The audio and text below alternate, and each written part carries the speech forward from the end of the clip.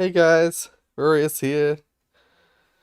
I have tried to make sure the internet is working better this stream. Fingers crossed. But yeah, we're doing the Reddit. We're doing Reddit stream today. I found where we got up to last time, 6 months ago. And yeah, we'll just pick up from here. Thankfully there aren't too many posts, like people didn't keep piling up posts over those 6 months. Which is nice, which is good. We should be able to get through everything, hopefully.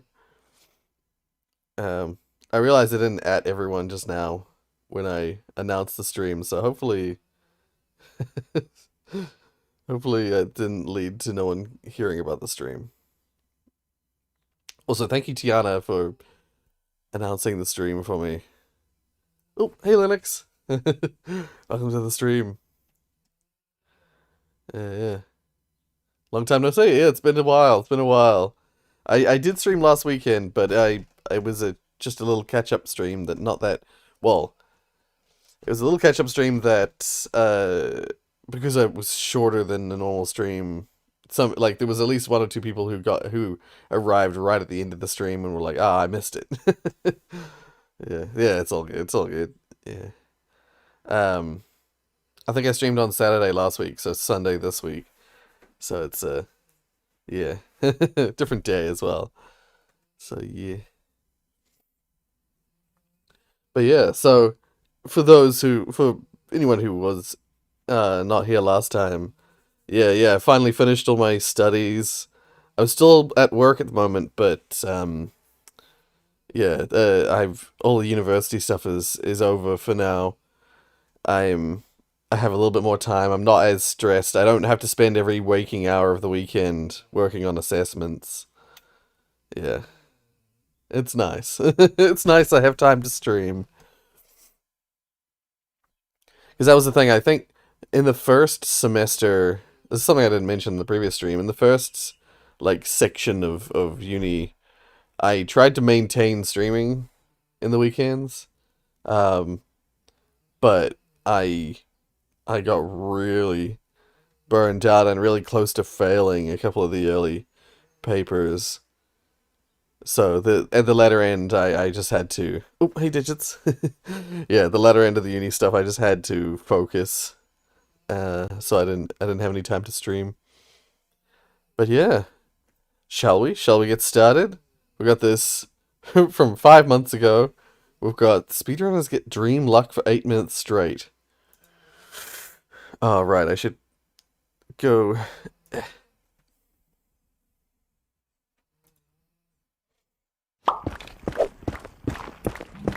Key change. I'm ahead of you. This is the most scuffed match of all time, dude. Oh no. I don't care if I die, I die. I'm mining straight down. What the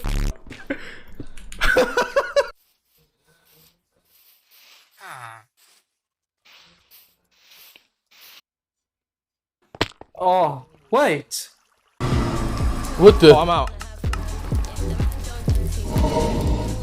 I think I went the wrong way.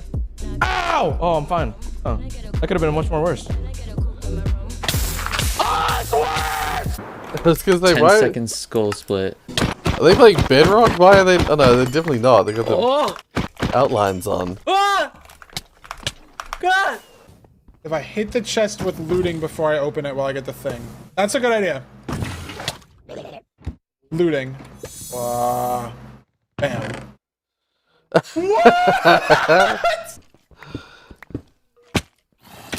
Ow.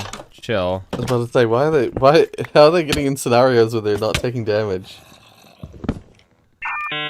Wait, why would I break the bed? Oh, that was so Monkey S, close. bro. That's all I'm saying.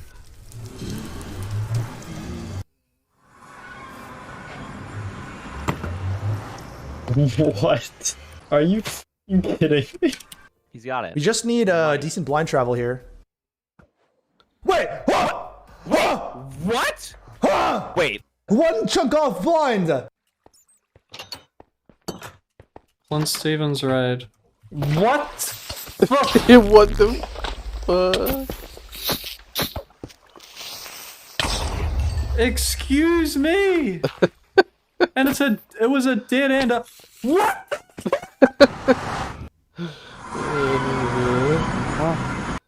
I'm so much confusion, yeah. Those ones at the start where they just weren't taking any damage. I'm so confused. It makes no sense. Why what? 16 and a planes. Well, up we go. Oh wait, this goes up.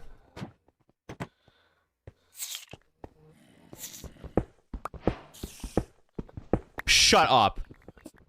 Shut up. Shut up. Ooh. And it's a 4-eye.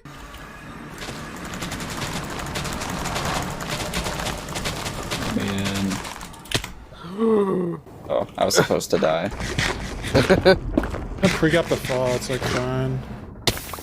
Oh my. I'm having a good time. I'm behind. What? What the? Where did my pro go?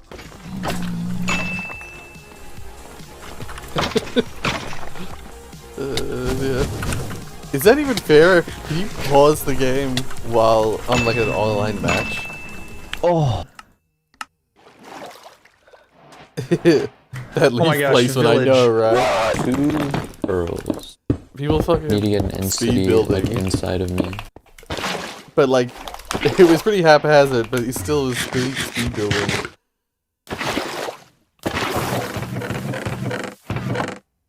Fucking hell. Such. I guess I always play my. Oh. What the dude? I always play let this guy Minecraft cook? sensibly, right? So like Wait. seeing people. Eat. Oh. Oh my god! Oh my god! Oh my god! Oh my god! Oh my god! I'm assuming the goal was to beat the Ender Dragon. He beat the Ender Dragon. The portal spawned just before he died. Oh, bro, you have no idea how fucking insane. Bro, I swear, I bet. Watch this. Watch this.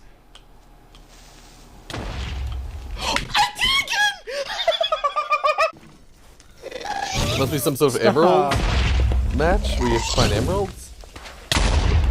Oh, Feinberg did it. Boosted! Or maybe Dude, there's emeralds are just nothing. really good for the run. I don't know. I don't know anything about Minecraft speedruns.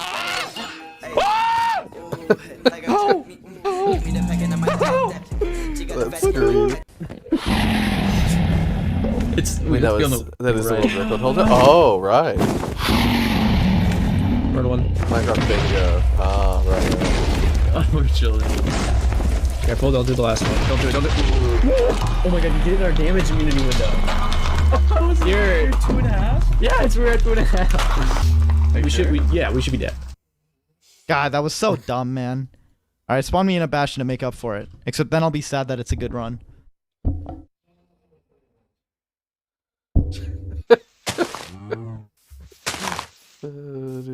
Keisha? Oh! 1 in 4,000! Apple sapling combo! Damn. Oh, what? This doesn't even happen in 1.16. This is actually impossible spawn. Yeah, it really shows, as Digicy was saying, man, I really engaged with anything outside of mine for 4 hours, although this is wild to me. Yeah, same. This really shows me how different... What the... There was 4 apples, enchanted apples. There's a chest. Yeah, it shows how little I engage with the deeper Oh, that dragon's gonna go, and I'm not side pretty. of, you know, oh, like I'm not making it. It's just not happening. Oh, I had it. I had it. Oh my.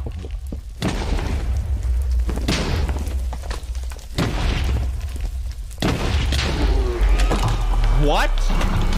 Yeah, it shows how little I engage with like the deeper side of what I would refer to as very intense. God! Buried treasure.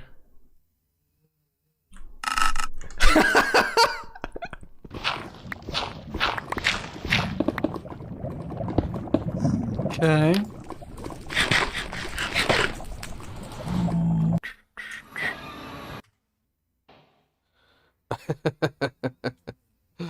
Yeah, spawning inside What a crazy plan. bastions, uh, Do it. accidentally being in the exact chunk where a bastion will will be below you. You suck. Just wild. Oh god.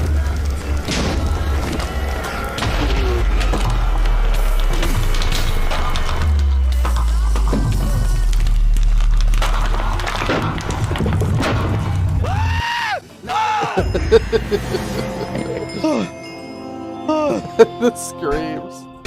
Lee's the most OP block apparently. Yeah, seemingly. People use leaf blocks for all sorts of crazy stuff. I always remember like that was the first thing I remember from way back is the like using leaves for an Enderman farm, and discovering that actually leaves are a weirdly powerful block. I told you about Archipelago. Yeah, Archipelago. Yeah. I want to see what the Minecraft randomizer is like. Yeah. I'm scared of this luck. Stream. You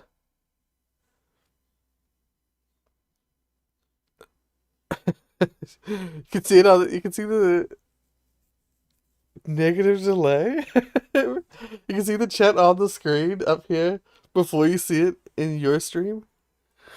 In your chat, sorry. What the? That's super weird. Right out of Wilds moment. Yeah. It's like it's arriving before it's leaving. It's arriving here before it's being sent. Weird. Steam is now introducing a new feature called game recording. Yes, I did hear about this. I have not tried it yet. If it's available to everyone, that is. I'm not sure. I wonder what it's like because since it would be built into the Steam overlay, it might actually be really good, or it might be terrible. I don't know. I tried the Nvidia Shadowcast or whatever it's called a couple times, and for me it just had terrible quality, so I couldn't use it. Didn't know your stream was powered by an exploding sun. Yeah, it turns out I have essentially my own personal Dyson sphere absorbing the energy of the sun. Oh yeah, hydration time. I bought my students for their last day some Arizona iced tea. And so I kept a bottle or two for myself.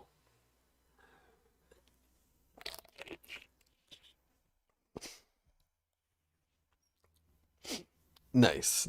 But yeah, so I'll have to try this out at some point. See what the Steam recording system is like.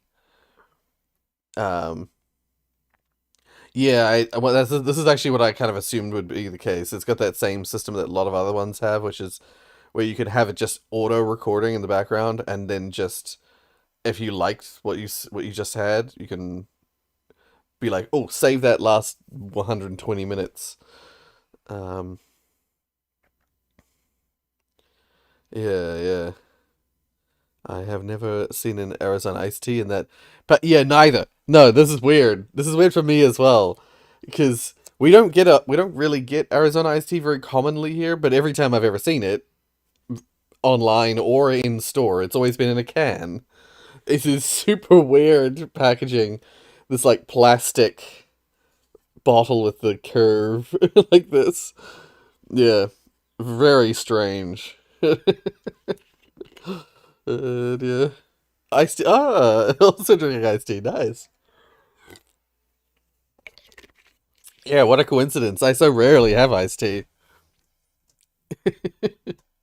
What are the chances? No, it's not a weird New Zealand thing. It's just a weird thing in general. Yeah. I got it. Yeah, it came. It was in like a. I bought it at Costco as well.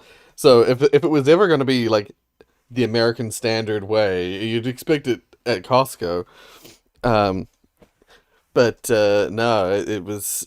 It came in this weird package, and so I was like, all right, I'll have it.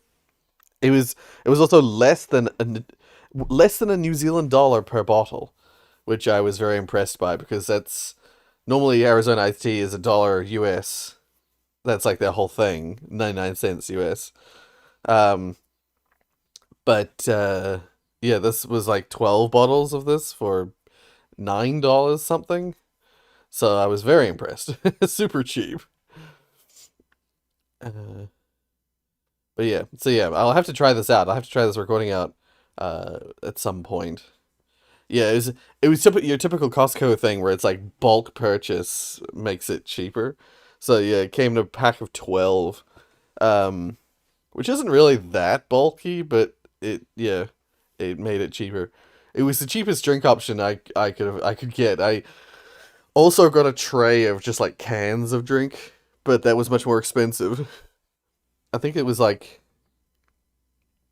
that was actually still a really good price though, if I recall. It was like $25 for a pack of 32. So it's still really cheap. Like super cheap. Yeah. No, that's what I just saw that at the end there as well. Yeah, the recording function works on the Steam Deck. That is impressive that the Steam Deck is capable of that. And that might be the context in which I use it if I, get back to recording videos and doing like edits, editing a video and releasing it as a video. I've recorded the Steam Deck because I want to get into playing on the Steam Deck. I like this Steam Deck, but I haven't really played it much myself. All right, a different game that this time that you never even heard of. Oh, hmm.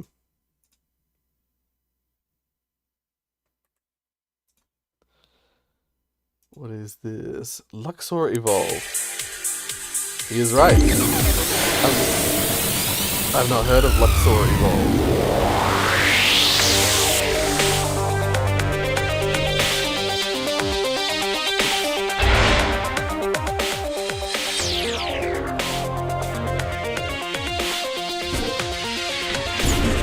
Wish your IC was that cheap. Yeah. Sound jump scare, yeah. That's why I like put the volume down a little bit. So I was like, that's a little louder than I expected.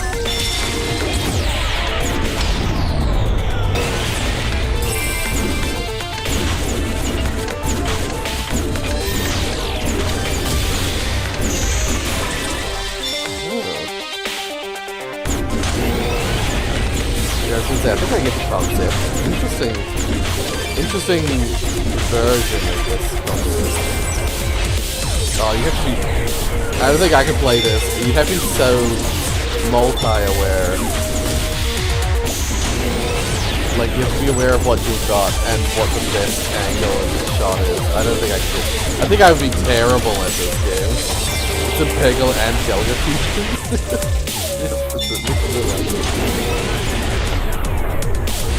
But yeah, I think I'd be terrible at this.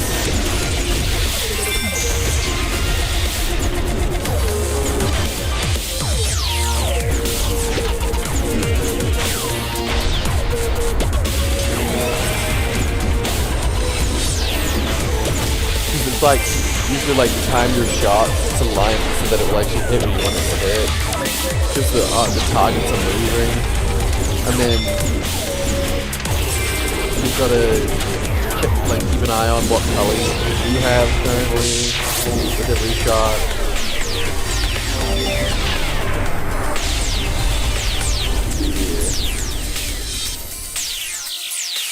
I genuinely think I'd be terrible at this game.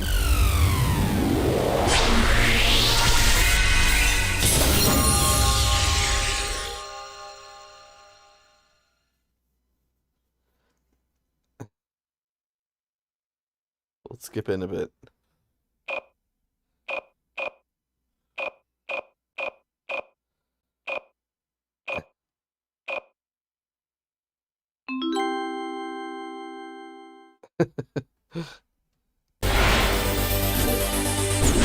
Chad. Boy, yeah, what's it? Boy, what's it?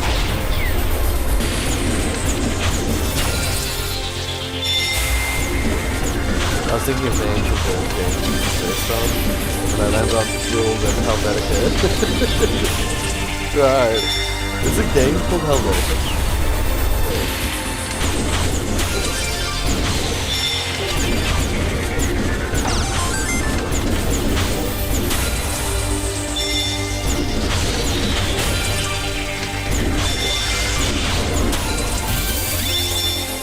Oh, it's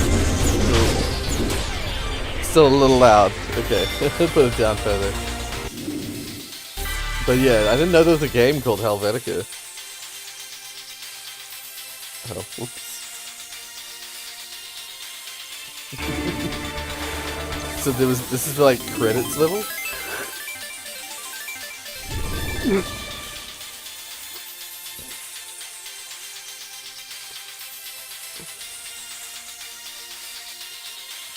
Just looking at pictures of the game Helvetica.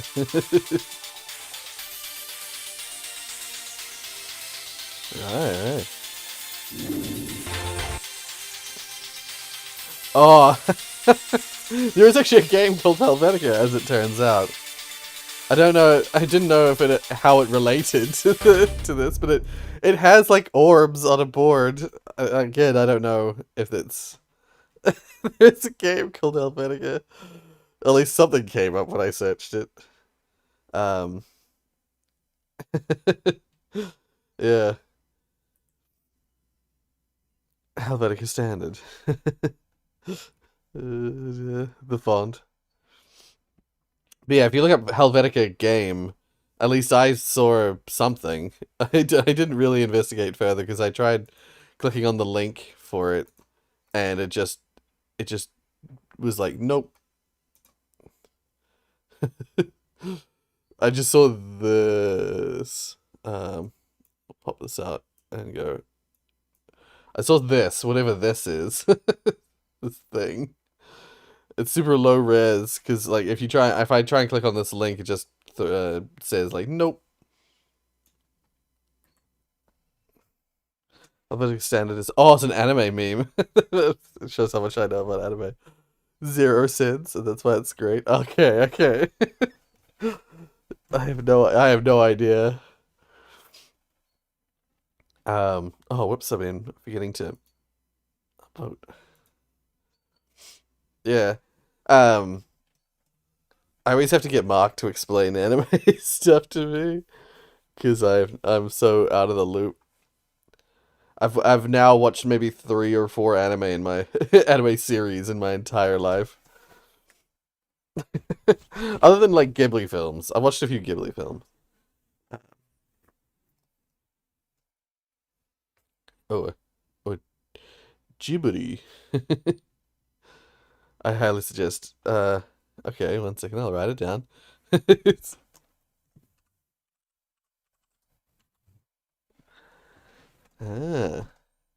Beyond Journey's End. Cool. Alright. I'll keep it bookmarked. I'll keep it open in the background. Slice of life fantasy anime. Oh. Cool. Yeah, I'll keep it open in the background so I can check it out after the stream.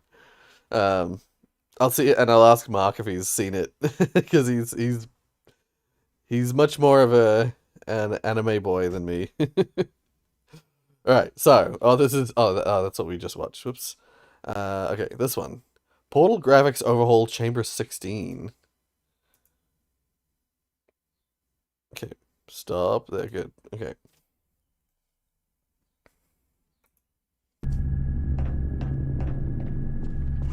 Due to mandatory scheduled maintenance, the appropriate chamber for this testing sequence is currently unavailable. It has been replaced with a live fire course designed for military androids. The Enrichment Center apologizes for the inconvenience and wishes you the best of luck. It's wild that I still have I still have this whole sequence memorized.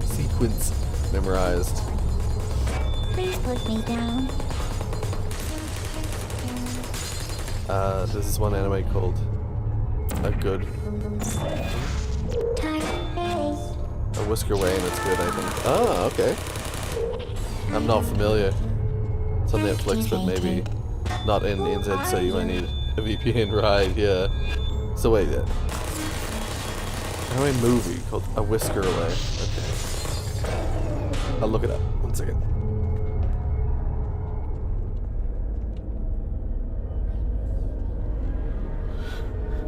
Ooh.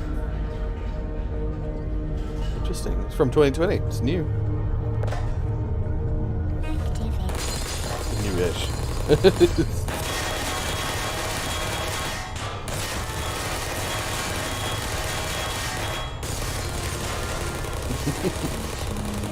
This is an interesting, like, changing in the way the lighting is in this level. To summarize, girl turns into a cat. Okay. I've seen the Game Grumps play a game that's like that. An anime game that's like that. I'd say anime game. Like a VN type game. Dating game.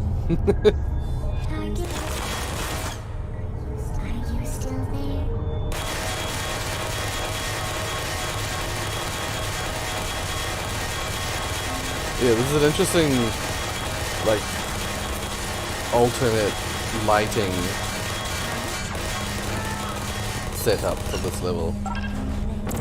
Because it looks very much the same as it was before, except the portals are really glowy. Which, is that normal? It's been so long since I played the first game, I don't remember. Are you still there? Searching.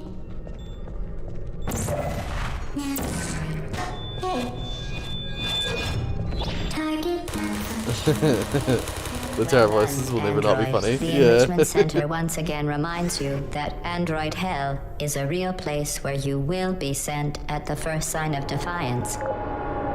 Another popular anime from the season. Oh yeah. Apothecary Diaries. Oh, okay. I mean, I'll have a look. I'll write it in and I'll check it out afterwards. Apothecary Diaries. Yeah, we'll see. We'll see. I don't think Portal 1 has glowing portals. No. Yeah, that's a of all the graphics things that we saw here, like it's very, very obvious immediately that the lighting that they've changed it so that the lighting is very dark. The level lights are quite dark. But I'm noticing because of the roof rim lights, it's creating this weird effect where the edges of the room are lit up, but the wall still isn't lit up, and yeah, it's a little strange, the lighting in here, but it does create, pardon me, it does create for that like really cool glow when they're using their portals in the dark environment. Yeah, where it like lights up the whole corner with the color. Yeah.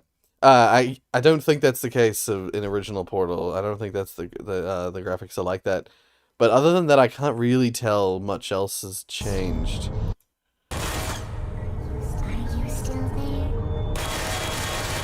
Otherwise, it's mostly the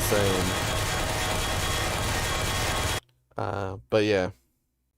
Neat. I making the glowy portals is cool. I've seen a few mods that have done something similar. Oh, hey Zoe. Welcome to the stream. I like the idea of Portal 1 being darker, but I feel like this is a bit drastic. Yeah, I think if you want to make the game darker, I would alter the way that the lighting works in Portal 1, because that's the thing with the lighting in Portal 1 is all based on that, like, those rims around the edges of the surfaces, which is, I mean, it's rather strange execution of lighting. Portal 2, I think, did a little bit better with having those like bars of light that are in often darker places. And because they're not super bright, you can have kind of really dark areas, but they're still lit enough to see by having those bars of light. But anyway, let's keep moving. I was playing a Half-Life 2 mod and accidentally did this.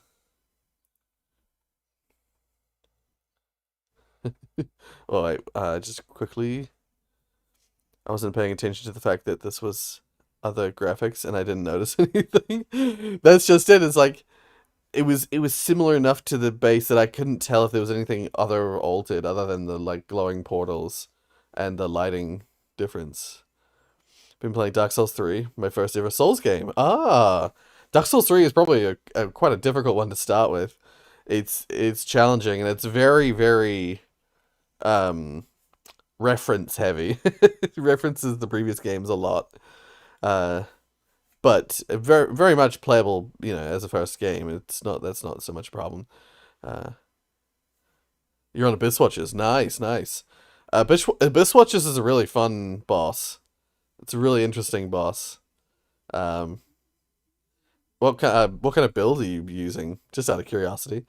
I'll get started on this, but yeah, tell me what build you're using, and I'll tell you whether or not you're gonna struggle.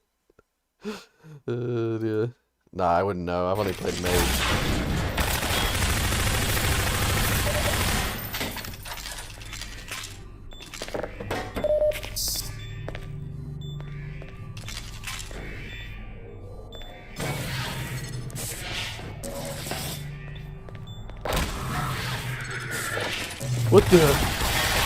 What just happened? Did the guy die to the door?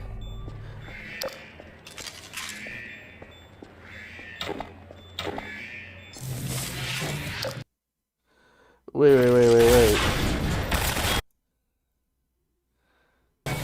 Is that what I'm seeing? He pressed E on the door. And you just hear a death sound through the door. What the fuck? Strength and Dex Knight? Oh, you'll be fine. You'll be fine. Whoops, all physics, yeah. Yeah. Not even a related game, but the word watches gives me flashbacks. I've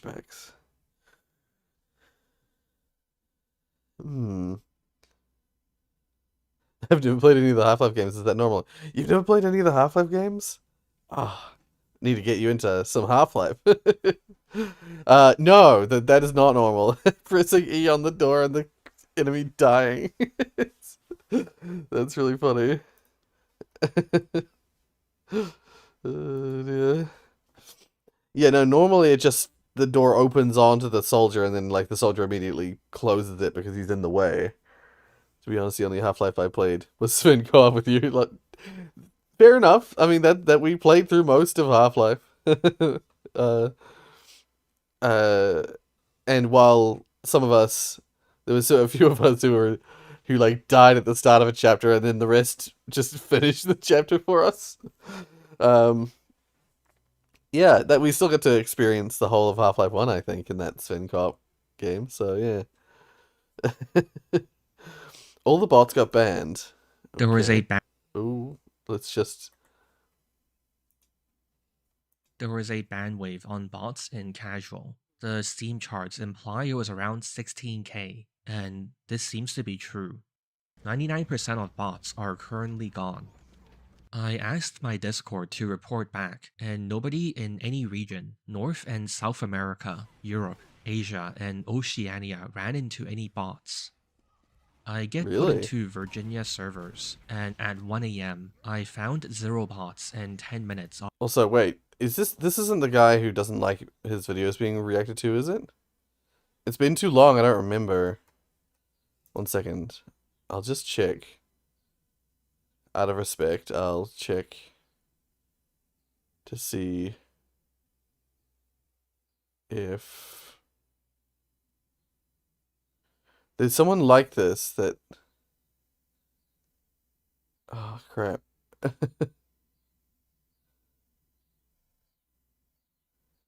Who is? Wait, if someone remembers, who is it that doesn't like having their content reacted to?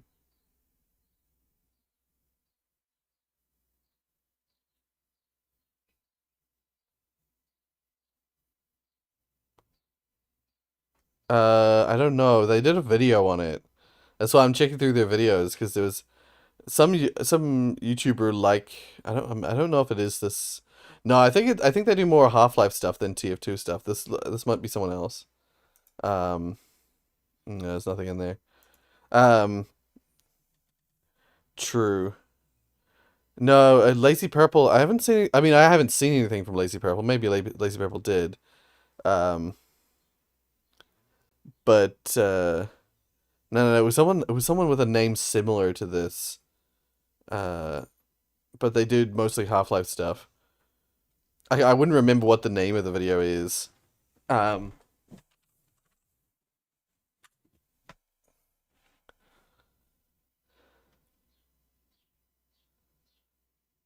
Yeah, no, I don't think it's I don't think it's Shonik. I don't think it's Shonik. I'll keep an eye out though because there's a YouTuber I remember watching.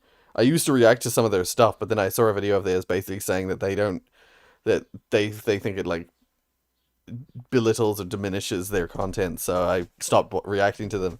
I don't think it mustn't be Shonik. Of requeuing for games. I checked again at 3 a.m. and only found one bot in 20 minutes of requeuing. I also asked the players I got into lobbies with if they found any bots, and most are saying casual is clean. When I made the video about fixed TF2, Damn. I usually waited until 3 a.m. to join casual to get videos of bots, since every lobby Crystal will Sage be was filled really with them annoying. without fail. It is RT genuinely yeah. impossible to find a bot Fair. currently.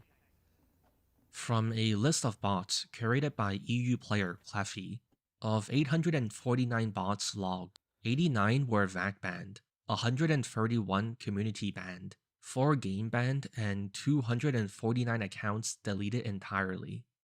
At this time, it's not known why the bans are split as such, and community bans are even weirder, since they only stop you from posting on the forums and uploading content to Steam. On the first save TF2, Valve also banned a bunch of bots, but obviously they didn't keep up with it. Who knows if they will this time, but hopefully they have a plan. Right, interesting. Yeah, I know there's been a few ban waves in the past, but uh, I've never heard of it being so successful. Dear.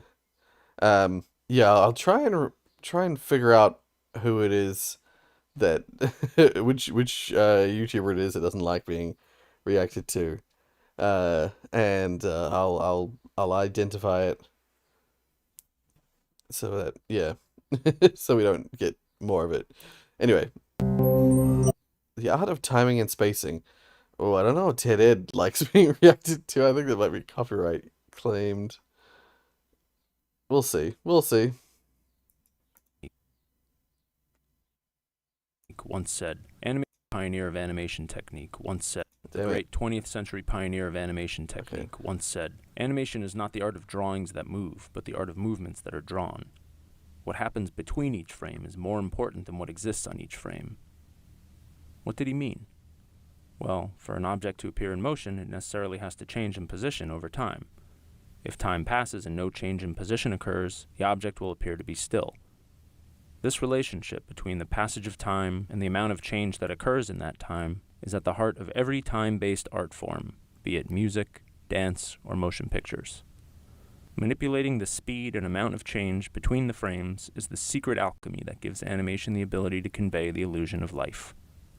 In animation, there are two fundamental principles we use to do this: timing and spacing.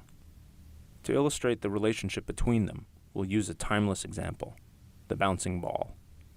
One way to think about timing is that it's the speed, or tempo, at which an action takes place. We determine the speed of an action by how many pictures, or frames, it takes to happen. The more frames something takes to happen, the more time it spends on screen, so the slower the action will be. The fewer frames something takes to happen, the less screen time it takes, which gives us faster action. But timing is about more than just speed. It's also about rhythm. Like a drum beat or melody only exists when a song is being played. The timing of an action only exists while it's happening. You can describe it in words, say something will take 6 frames, 18 Speed per frames, or so tempo. on. But to really get a sense of it, you need to act it out, or experience it as it would happen in, well, real time. Now, the timing of an action all depends on the context of the scene and what you're trying to communicate. What is doing the acting Currently very and why? sick. Oh, Let's take our example. What makes a ball bounce? I hope you The get action well we're soon. talking about here is a result of interacting physical forces. The moving ball's tendency to stay in motion, or its force of momentum, versus the constant force of gravity bringing it back down to Earth. The degree to which these Change invisible video forces speed. apply, Sure. and the reason why the ball behaves the way it does, all depends on the physical properties of the ball. A golf ball is small, hard, and light. A rubber ball is small, soft, and lighter. A beach ball is large, soft, and light. A bowling ball is large, hard, and heavy. So each ball behaves very differently according to its properties. Let's get a sense of the visual rhythm of each. Each ball plays its own beat and tells us something about itself in the time it takes to travel across the screen.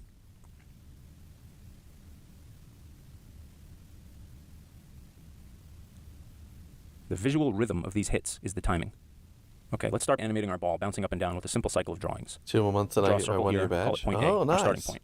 We'll have it hit the ground here, point B. Let's say it takes about a second to hit the ground and come back up again. This is our timing.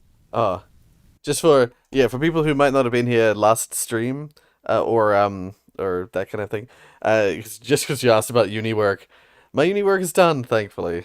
I'm finished with uni now. It's just work now. But my work, the school finishes next week. The end of next week is the end of school. So I'm about to have my nice long holiday. The benefit of being a teacher. Nice long holiday. Actually, but I will be spending most of the holiday planning my work for next year. So not really holiday. But sort of holiday. I still get paid. Yeah. Professor Rory? Yeah. Yeah. School defeated. Yeah. Yeah, it's a crayon. It's supposed to be dun, dun, dun, dun, dun, dun. School. Wait, what's the meme now? Yeah, school is gone. Graduate college next year. Ah, nice. Yeah. Thankfully, this thing I was doing was a 1 year diploma. So, yeah, I got my, I have a degree in computer science and now a postgraduate diploma in education. One last semester. Yeah. Anyway, let's finish this. Our spacing is where we position the circle in the frames between point A and B. If we were to move our ball in evenly spaced increments, we'd get something like this. It's not really telling us anything about itself. Is it a bouncing ball or a circle on an elevator? Let's look at our footage again and think about what's going on as each ball bounces. Following each impact with the ground, the ball's upward momentum is eventually overcome by gravity. This happens at the peak of each arc. As things change direction, the motion is slowest. We see here the successive positions of the ball are close together. The ball then speeds up as it falls, and is at its fastest when it's approaching and hitting the ground. We can see here each position is further apart. The change in position between frames is the spacing. The smaller the change, the slower the action will appear. The greater the change, the faster it will appear. For an action to decelerate, each change in position must be less than the change before it. Likewise, for an action to speed up or accelerate, each successive change must be greater. Let's change the mechanical spacing of our animated bounce to reflect what we observed in the footage. Slow at the top, fast Explain once this hitting ground. using TF2 terms. Simply by adjusting the spacing, we've succeeded in suggesting the forces of momentum and gravity at play, and achieved a much more realistic motion. Same timing, but when different a heavy spacing is gives us spinning up vastly his different results. cannon, In reality, as the ball minigun. bounces, the physics of gravity eventually defeat the tendency of the ball to stay in motion. You can see this here in the decreasing height of each successive bounce. However, again, this decrease varies according to the properties of the ball. Even though these circles are the same size here, they're each telling us a different story about themselves, purely in how they move. The relationship between these principles of timing and spacing can be applied in countless ways and used to animate all types of action. A yo-yo. A punch. A gentle tap. A push. When rocket hit floor, yelling American man. Go The sun traveling across the sky. A pendulum. something rocket jump. Animation is a time-based art form. It may incorporate the aesthetic elements of other graphic arts like illustration or painting. But what sets animation apart is that here, what you see is less important than what you don't see. An object's superficial appearance only tells us so much about itself. It's only when it's in motion that we really understand its nature. Oh god. The sound of the Ted Ed stuff in super fast speed. Alright. Silly raft quirks. Okay. Ooh. This is a digit post. In my ongoing quest to prove that physics isn't real and cannot hurt you, I present to you some of my favorite ways in which Raft absolutely ignores physics altogether. Of course, number one is everyone's beloved detail plank. It can be used to build structures underwater that have absolutely none of the underwater physics and don't even let Jeremiah aggro on you. It can also push you through walls. Jeremiah. Number two is the other fan favorite of carpets. When placed on a shelf, carpets can be used to make almost any object float in almost any orientation. Notably, carpets also ignore collision for other objects, which can be used to make some fantastic aesthetic builds or just straight up funny ones. Whether you want an upside down sofa or you want to push an engine through solid ground, carpets are your friend. Speaking of building, you can glide through almost any solid barrier with a bathtub or chair because Newton's second law no longer exists. And gravity as a whole is kind of a touchy subject, considering that you could never take more than half of your health bar and fall damage, no matter how far you fall. And of course, there's the classic glitch where you use triangles instead of full squares to build a floor, because they'll float without any kind of support. So yeah, physics isn't real and it cannot hurt you. In my ongoing quest to prove that... What the heck? I've played Raft, I've never experienced any of this. But yeah, you posted this, Digits. So yeah. Yeah, I've played Raft a bunch, and I never came across... I never used the detail planks. I suppose that's why. Good find past you, yeah. From 5 months ago. Yeah. Did not expect it to be Ted Ed, right? Yeah. Jump scared by Ted Ed, because... Always watch the riddles. Oh, the riddles, yeah. Haven't played Raft, and also haven't experienced any of this. We have so much in common. Yeah, yeah, like I played it for... I mean, there was some weird stuff that I experienced in Raft while I was playing it, but yeah, no, I never had parts of my ship going through walls. Never had like myself underwater without being underwater, like without turning on the underwater physics. Yeah, weird. U.S. presidents play Minecraft, pillage a raid. I almost don't know if I can handle... Obama, what happens to be on the... Don't know if I can handle this, given recent history.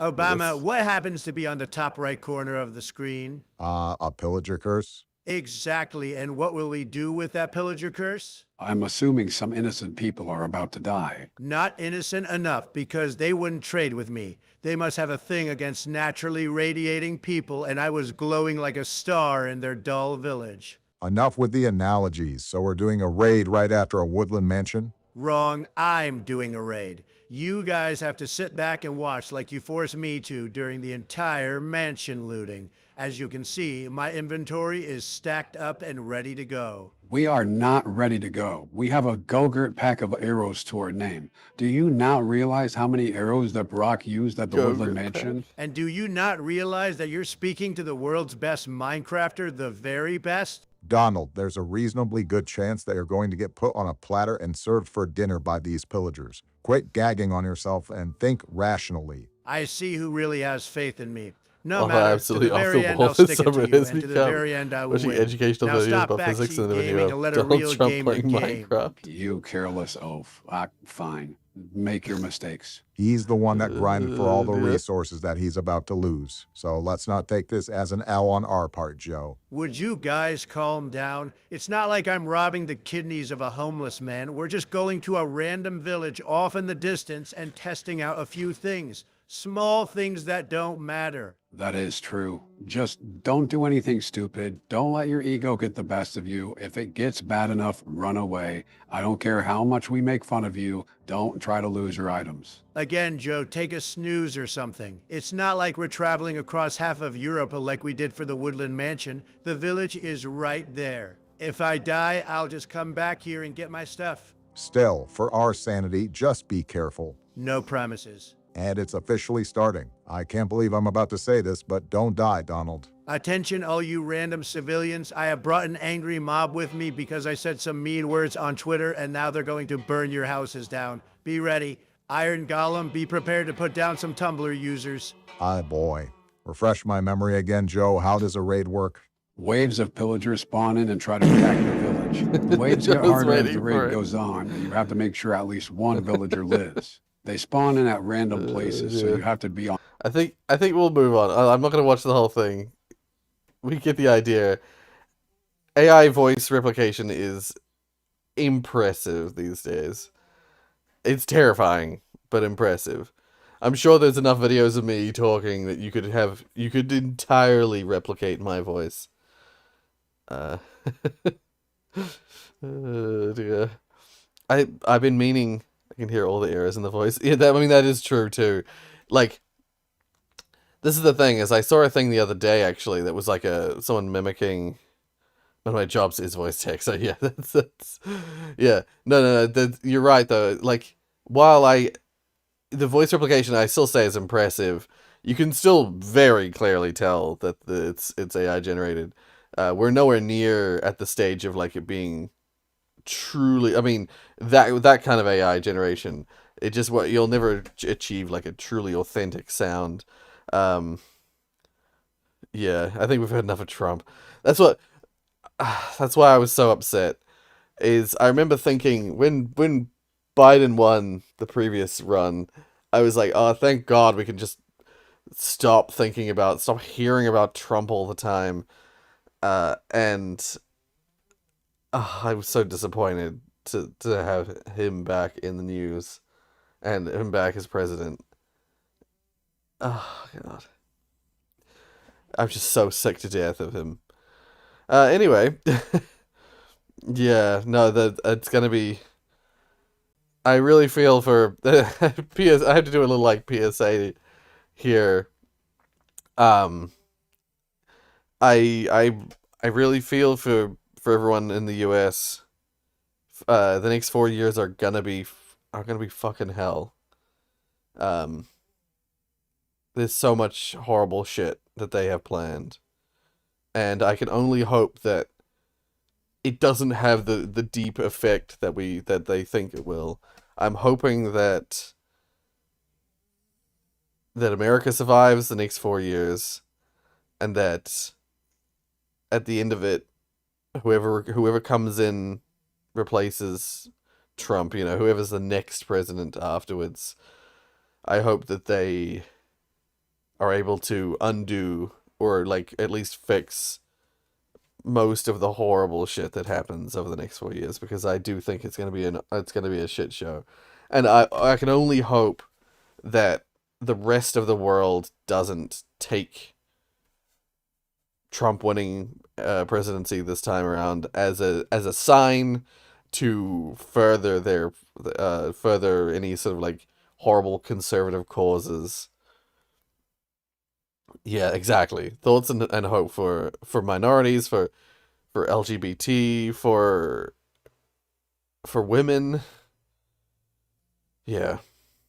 Because I think it's going to get a whole lot worse before it gets any better. I don't like politics in general, but specifically US politics. Yeah, fair enough. I do feel for Americans in general, not just now, but in general, for the fact that you guys don't really have a proper liberal party. Like, the Democrats are the closest thing to a liberal party, but like they're not really very liberal. I hate at the moment that here in New Zealand we have conservative leaders again. I hate that there's so many conservative leaders winning, you know, and when I say conservative leaders, I mean in the sense that, like, they have old world views that discriminate against people or tax poor. Yeah. Yeah, it is. It's not good. And I can only hope that the rest of the world doesn't follow suit, and that we can get some more progressive thinkers in the world, progressive leaders for the future. Anyway, moving on. Final boss from another game you've never even heard of. Okay. Luxor Quest for the Afterlife.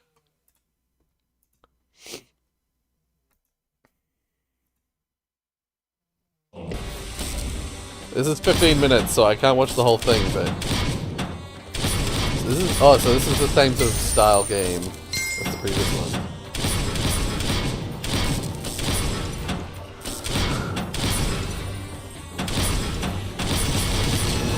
This is even more confusing, because the, why is the quality low? This one's even more confusing because the colors are so similar. Also, it seems like, just for information for people here who were here last time, it would seem that whatever I did, I don't know, I did some random things to try and fix the internet. Seems to have worked. I've only dropped a few frames this whole stream. 0.1% drop frames. Yeah. Fingers crossed it stays like this. Because it was really, really laggy the previous stream. Yeah. Yeah, full frames for a...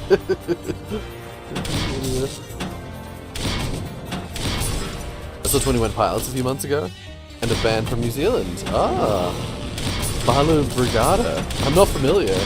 I'll have to look them up. I'll add them. Balu Brigada.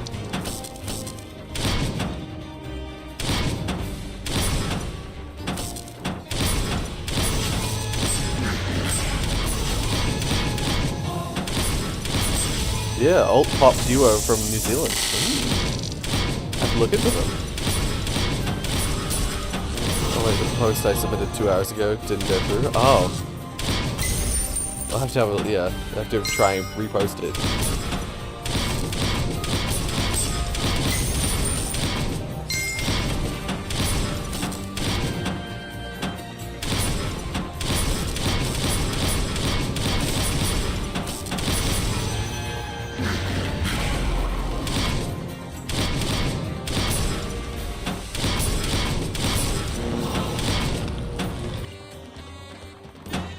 No. Oh, they're coming back. They're coming back. How can you tell what colors they're coming, or do they always come in a specific order? That must be what the case is, right? Because I don't know how I don't think I could keep up with the constant color change, like figuring out what color I have.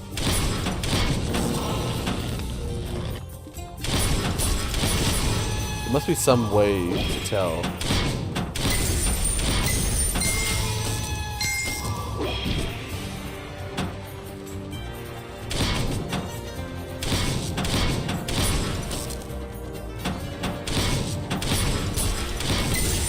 Or can you choose the color? I don't know. Put a color in reverse. Ah. Oh, you mean reserve? Sorry, you said reserve, I read it as reverse. I was like, how does that work?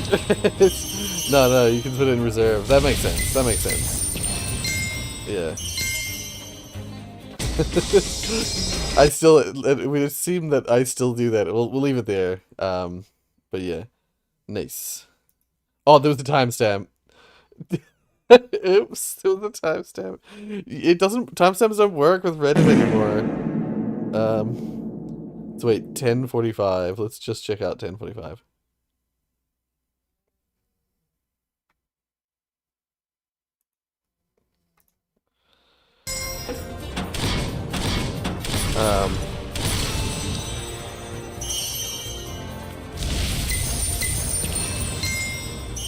Yeah, it would seem that despite my best efforts, I still do that thing where I misread someone's message and then get confused.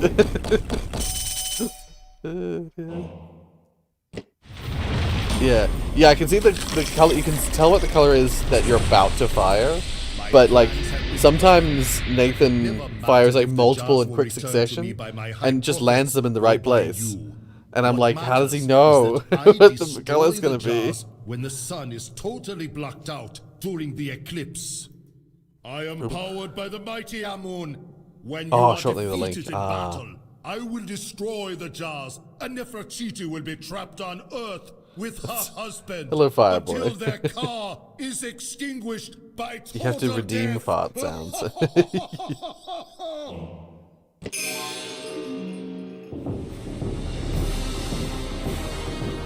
So is this the last level? Is this the boss level? Oh.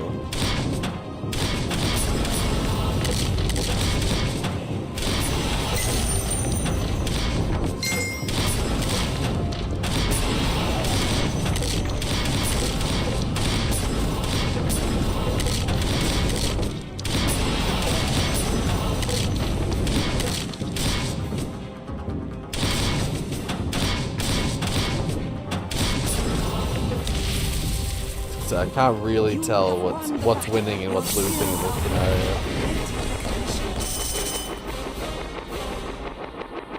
Did you win? I think you won. Is there extension with the redeems? I believe if you go into the down below, there's a link to something. It's in the. If you go to the donate link for the Streamlabs, there's other options beyond donating. You can choose. You can choose to, yeah, it's fun. The god of evil intentions and the creator of What chaos did the sound? was the father of this plot. I feel the power of the sun. Yeah, flowing unfortunately, within my it's just life. part of the donation It link. joins with my soul. My celestial spirit rises. Yeah. It is now that my arch spirit. Like if I recall, is that is that the whole way through the credits of the end of the game? Eternal thanks. Oh no, that is unfortunate. I was gonna open it up and show. Okay, unfortunate. Unfortunate glitch right at the end there.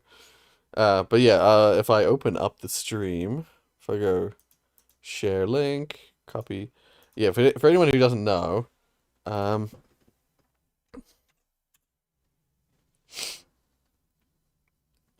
this is the stream, right? I'm not gonna hit play because we'll get infinite Rory again. But yeah, if you go down here, more, there's in the Streamlabs donate link here. Yeah, if you go through with that. Oh, I hope it doesn't dox me. 1 second. I'll just make sure it's not gonna oh. Okay, well, never mind. Yeah. So yeah, it starts off with like, what do you want to tip, what do you want to donate, but also there's like Cloudbot. And I probably could add this link as well to the description, because like you can link directly to it, so I should just make a link here. But you can see how many points everyone has, and you can redeem these. These are all 100 points, so there's a ton of redeeming potential. And to redeem them in the stream, this is sort of like, oh, does it show it down here? No. Yes. Does it not show it down here? Oh, my bad. No, that's annoying. It's annoying it doesn't show it down here, but you can do you can do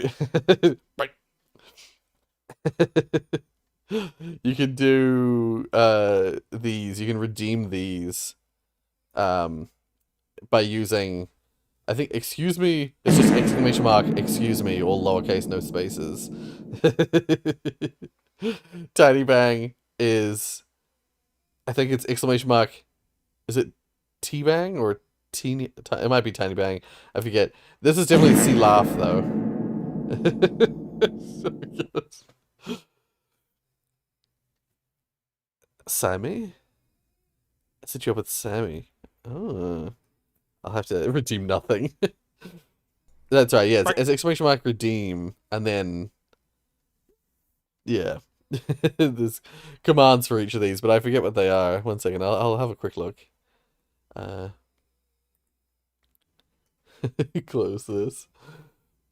Oh god, I gotta log in again. Log in with YouTube. I hate that Streamlabs always forgets my login. This one. Yeah, no, it's you gotta spell it the right way, or else it doesn't work. Banana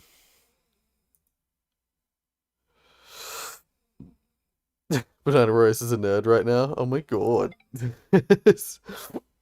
Oh, I'm gonna say hi. So hell yeah. Hey Nathan. Let's have a look. Cloudbot. Commands. I should really set it up so that it is listed in the commands list. If I can, if that's the thing I can do. Where is it? Not store. Oh, it is store. Let's have a look.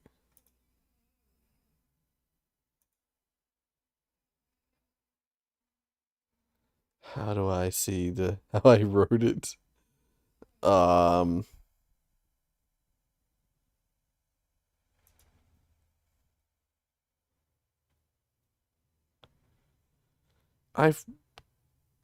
don't know where that is.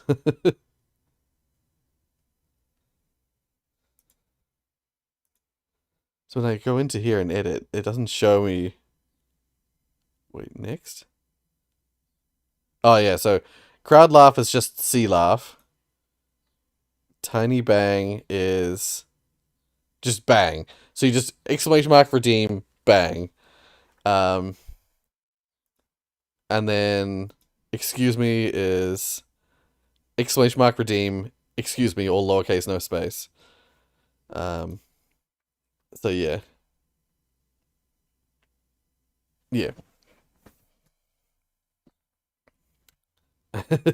Also, thank you. I see a bunch of people have joined the stream since I last checked. So thank you for joining the stream.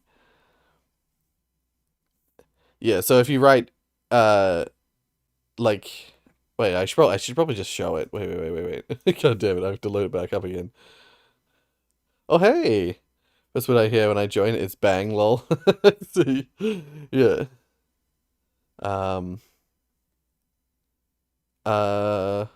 Not putting orange highlight. Oh, when people say your name in the stream? Sammy is a programmable stream deck program. It runs many parts of my... Oh, okay. Huh. Okay. Also, Joseph Joestar, hey! Welcome to the stream. Happy Merry and year Christmas new. Yeah. Okay, one second. Store. Once again, am I gonna dox myself? I don't think so. I think I'm good to show this. So this is how it looks on my end. If I go edit this, next, yeah. So to do excuse me, it's just written like this. Redeem excuse me. All lowercase, no spaces. Tiny bang is redeem bang. It's nice and simple. And yeah, crowd laughing is redeem C laugh. And I put C laugh there because I was pretty sure I was going to put other laughing sounds in there at some point.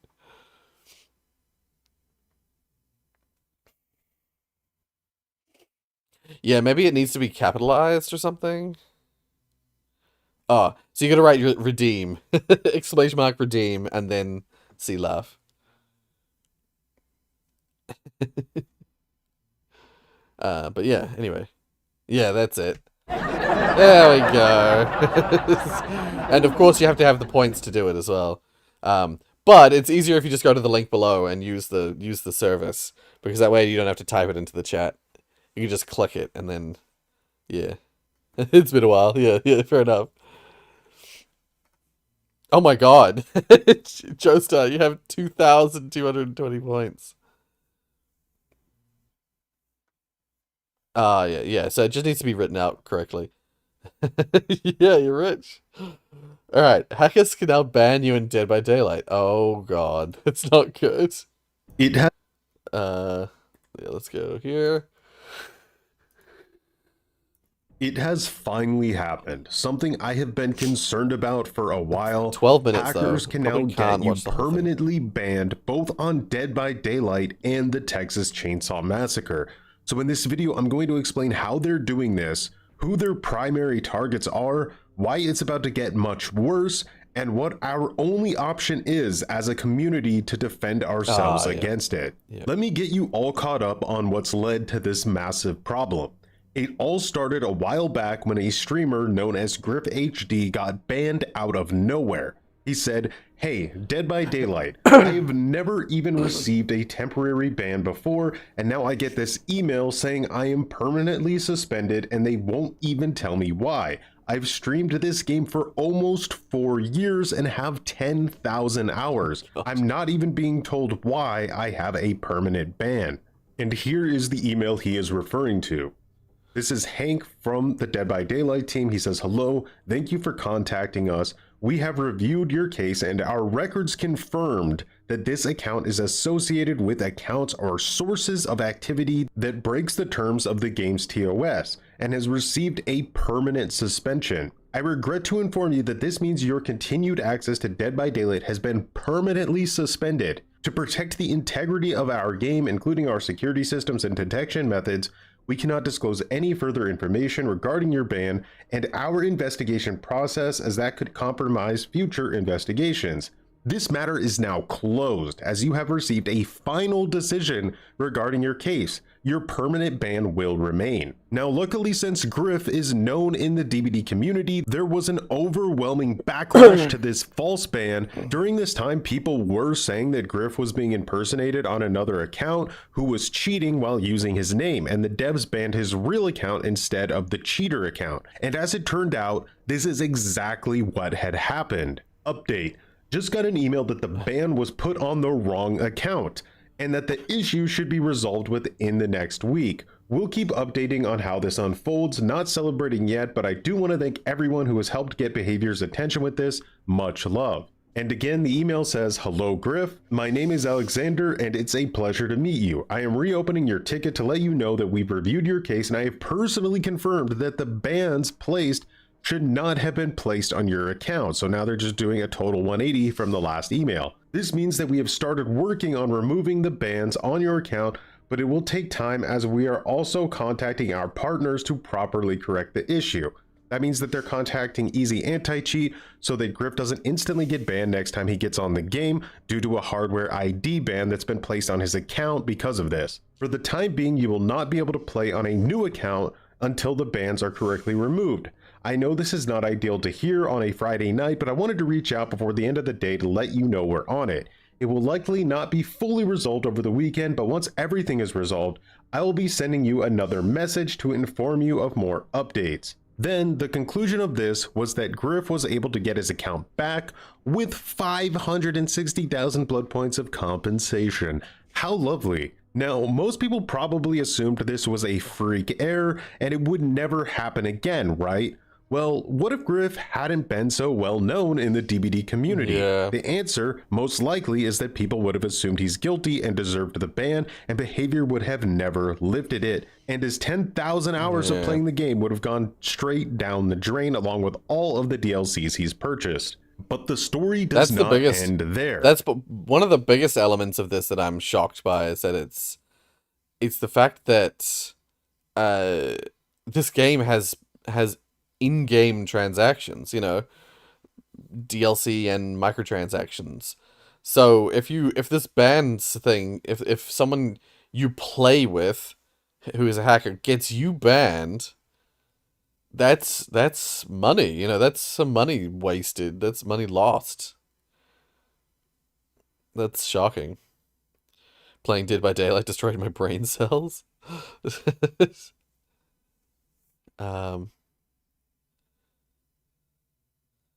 do this to people that's sending sus links and such. Playing TF2 made my one single brain cell turn into Dimmerman. Yeah, no, Dead by Daylight's fun when you're playing with just regular people. When you play with people who are really sweaty, it's no fun.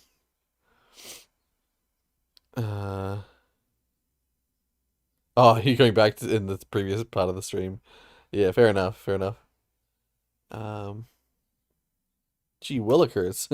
Next, we have Stubbornly Don't even mention TTV, who at the sweaty. time of her ban was one of the top streamers on the Texas Chainsaw Massacre. Now, Stubbornly is somewhat of a controversial streamer. I have a Toxic TTV series, I do, and I got sent many clips from her streams of people telling me I should make a video about her. So yeah, sometimes she would make weird comments. Look, I see Sonny. Oh my god, how did I see him? Black on black and I still saw him. Oh god. When I said that in my mind, it seemed fine, and then when I said black on black out loud, I was like, Equipping it with the chicken. Or be ultra cringe. did he go down the ladder? I didn't even notice. Wait, let me Put the cheats back on. let me turn my on. All right, my cheats are on. My cheats are on. They're all disconnected. Damn, we're cheating too hard, guys. Well, they need to post this one too, where Post this one too. I literally saw a black man in the dark. I'm just saying he's even darker than the rest of them. All right. And her friends would occasionally make very lowbrow comments.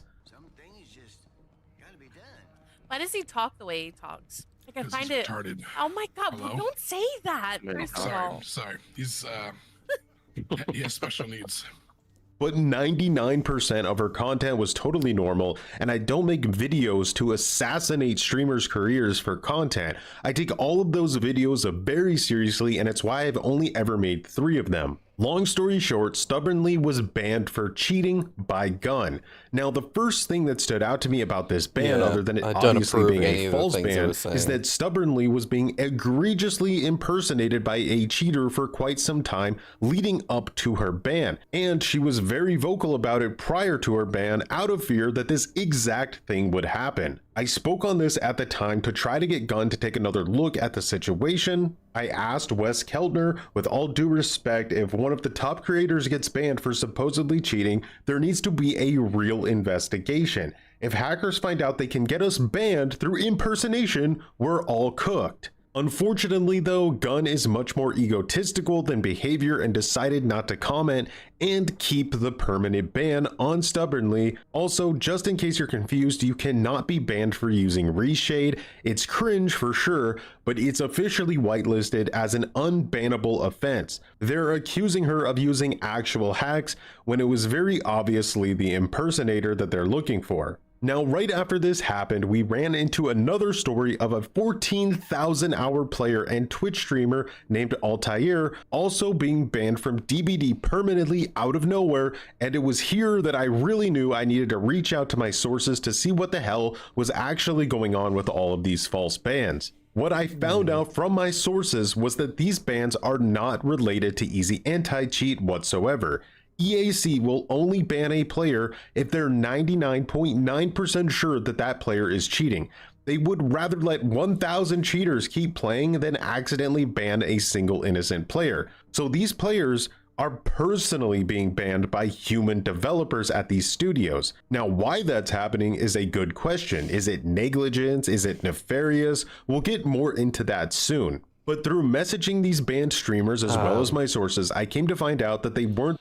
I know. I don't think they will, Linux. Just because when I looked at the Reddit, there's not been that many posts in the last, like 4 or 5 months. I'm assuming because we stopped streaming for such a long time. So yeah, I think we'll be able to kind of mostly catch up. Well, maybe not catch up fully, but yeah, like I think we'll actually be okay to get back to pretty much like the typical distance from the top in the stream. So yeah.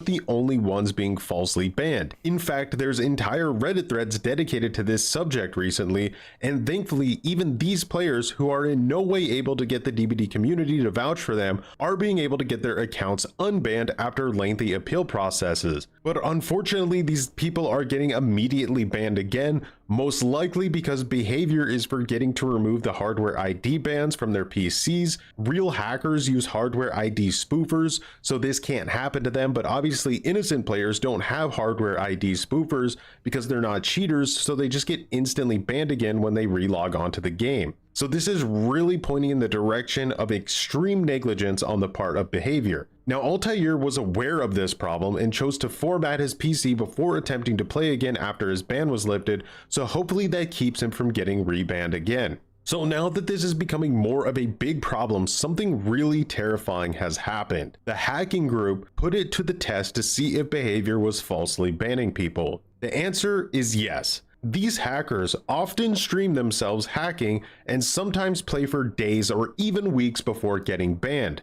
But recently, one of the more well-known hackers has been being banned extremely fast, like every 3 matches to be specific. Now, this led this hacker to assume that a behavior developer was watching his streams to ban him instantly. So this hacker came up with a plan to trick this behavior developer. So what the hacker did was find a random Twitch streamer by the name of Abnormal Ramen, then put his overlay over top of Abnormal Ramen's stream. And within 3 matches of faking being Abnormal Ramen was permanently banned from Dead by Daylight, just like that live. Now, in the pinned comment, I have a link to Abnormal Ramen's Twitch stream, YouTube, and Twitter, so please go out and support this streamer. Please let behavior know what has happened to help them get their DBD account back. This is absolutely ridiculous that they were banned. There was no investigation. Behavior did not even look into it. They simply banned him on a whim just because of this simple impersonation. But now that this information is known, the hackers are going to self-admittedly be trying to get as many smaller streamers banned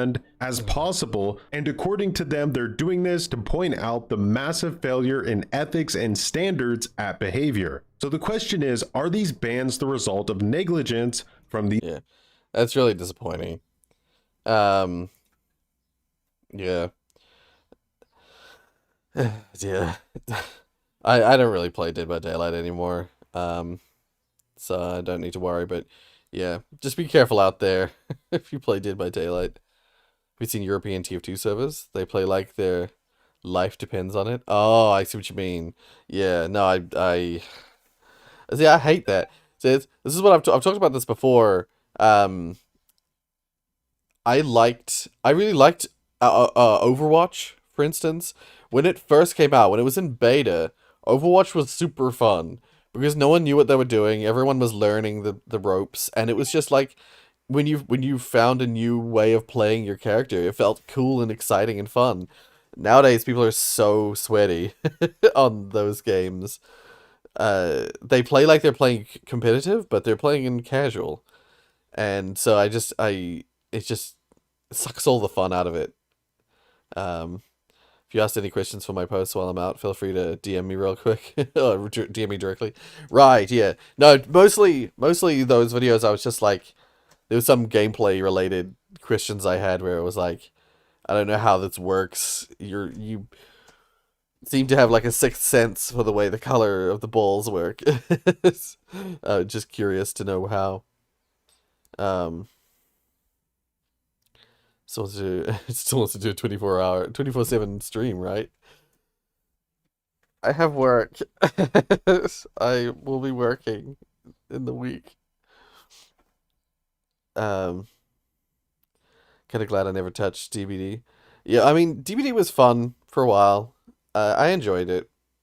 It's got a it's got a loop. It's got a game loop that is really fun for a while. Um, I got bored of it though. Uh, but you do want to play Phasmophobia? Maybe. Again, I don't know what the update is on those developers, but I have seen that Phasmophobia has had a few very interesting updates. Uh, yeah, that's what I was thinking, Lennox. Is like, what do the hackers get from banning other people? Like, it's so sad because people just want to play these games because they like the games. You know, they're having fun, and these people just out here getting others banned.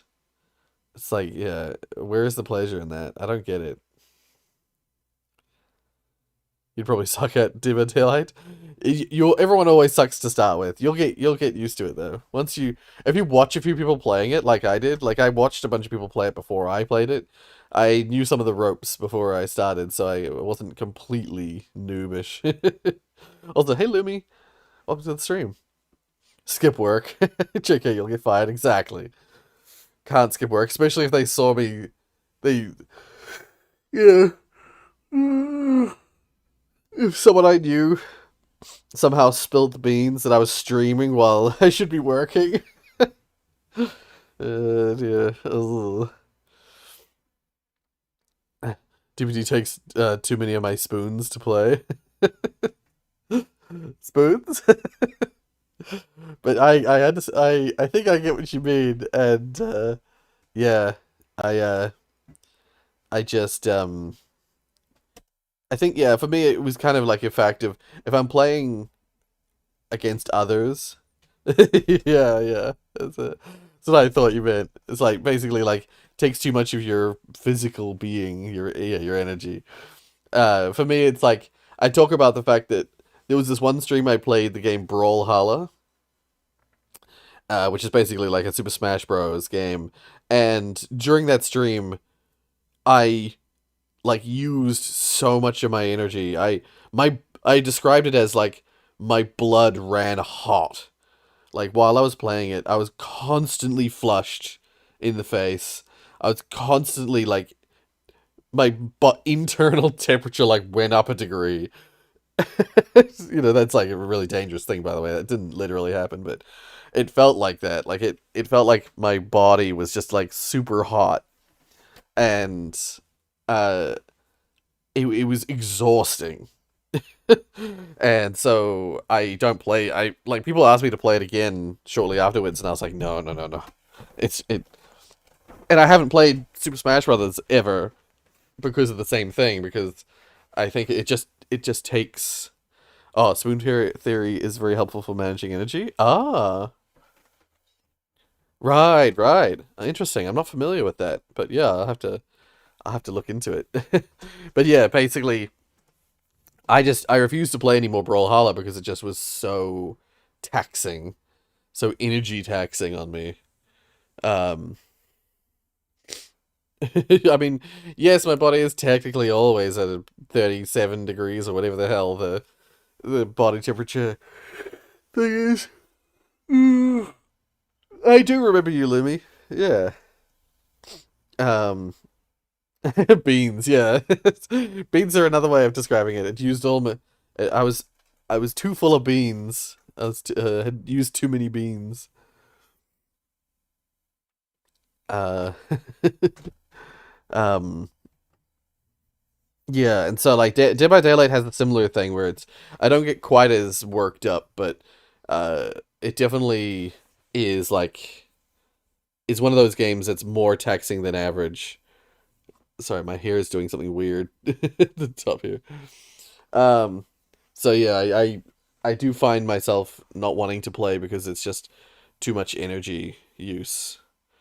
It's why I play like cat clicker games and and like hidden object games, and like recently I played a game called House of Da Vinci, which is like one of those like puzzle box games. I love those games.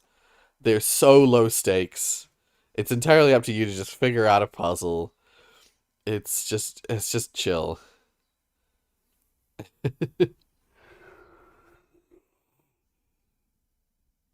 You have heaps of stuff to do these 2 weeks, right? I hope they go well. I hope whatever it is that it goes well for you. Because I know the feeling. Not last week, but the week before and the week before that. So like the last 2 weeks of November. No, the not even the last 2 weeks. The 2 middle weeks of November, they were for me were full on because I just had so many assessments due. I was just working non-stop.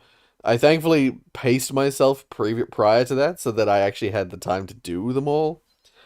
But it got very close to being like I either needed an extension or something. But I worked just non-stop through my personal time to get all the assessments done. I humbly request that you send me all puzzle box games you run into. Yeah, I can if you want. I'll share with you all the puzzle box games that I've seen, and yeah, I'll send you a little. I'll write that as a reminder for myself as well.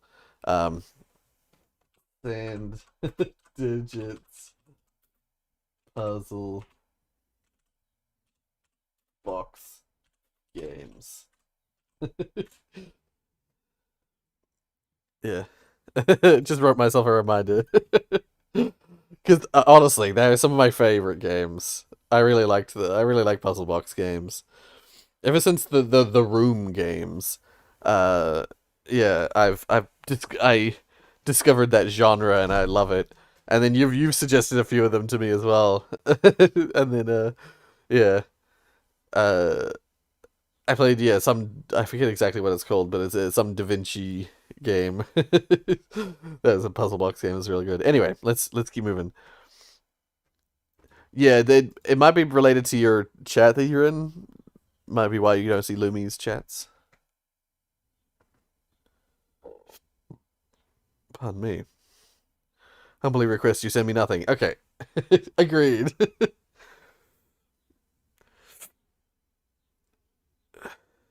Yeah. I don't know why that's a thing, but it is a thing. And this, by default, is always live chat. Sorry, no. This is always usually top chat. Did I set it to be live chat? Because I know that's a thing that... oh god. Don't do that, Rory. Uh-oh. Uh-oh. Okay, wait. Let's just leave it. It's mostly working out. I clicked something on the interact option for the chat, and now I hope it hasn't screwed it up. Okay, whatever. I tried to change it, but it's not gonna work. Okay. Working as intended, lol. Yeah. The chat was leaking, was it? I didn't actually see what it looked like on the... How about a rooms game with Tommy Wiseau where you play as Tommy Wiseau? That would be funny. I would like that.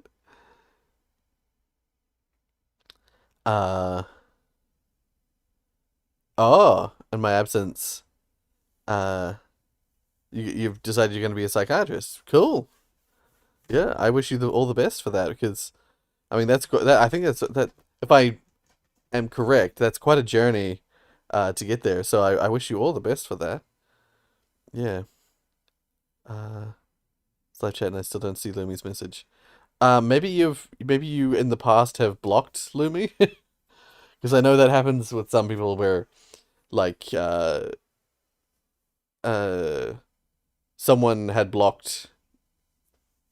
I can't remember who it was and what the context was, but someone on the stream had blocked another user, and then when they were trying to communicate, they were like, "Why can't I see their messages?" Because in the past they had blocked them. It's going to be a long journey, but the potential of making 230 grand USD is too good to pass up on. Fair enough. Right. Yeah, maybe Fireboy, you as well have Lumi blocked or something, or hidden I know there's some ability to do that. I don't really know how that works, but anyway, let's keep moving. Okay.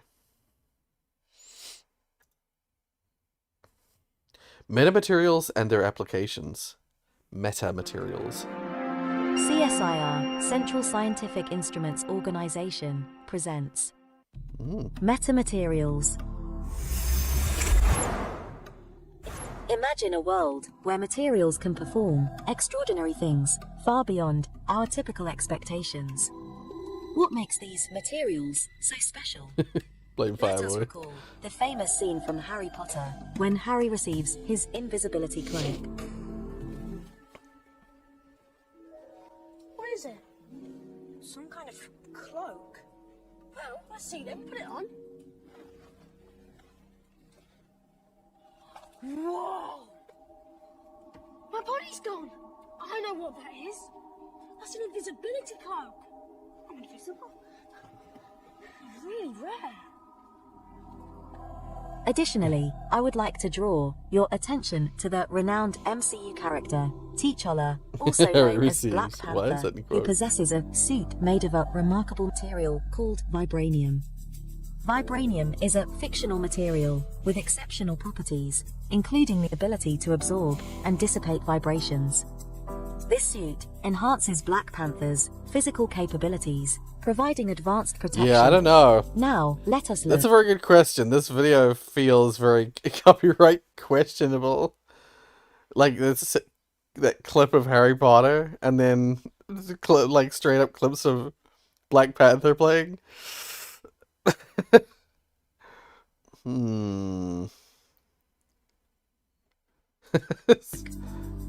What are these materials? I'll let it keep These going for now, materials are but called metamaterials.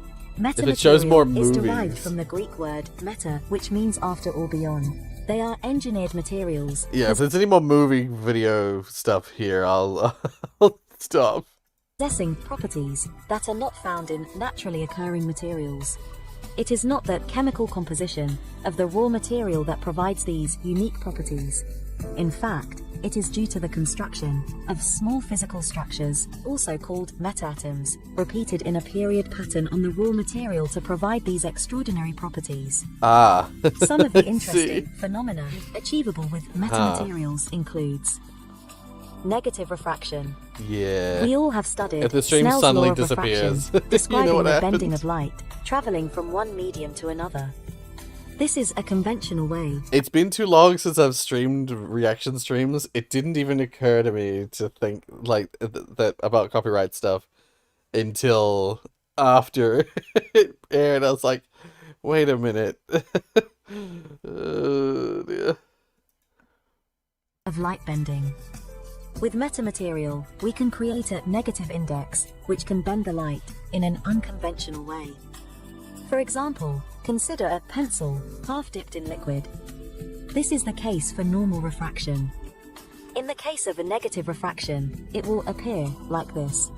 This unconventional bending of light gives rise to interesting applications, like superlens, which is used for high-resolution imaging. Another application is an absorber, which will You need perfectly a copyright absorb the alarm. light falling on it. I need to have a redeemable that is a copyright alarm. That's brr, brr, brr, brr, brr. The copyright alarm. As I learned recently, invoking fair right means you acknowledge that you are breaking copyright, but in a way that is allowed. Oh, interesting. Oh, fair use, yeah. Huh. Interesting.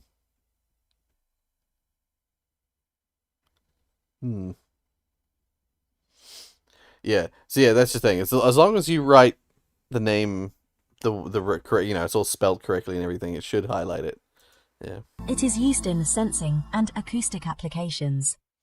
Next application is cloaking, which means hiding an object.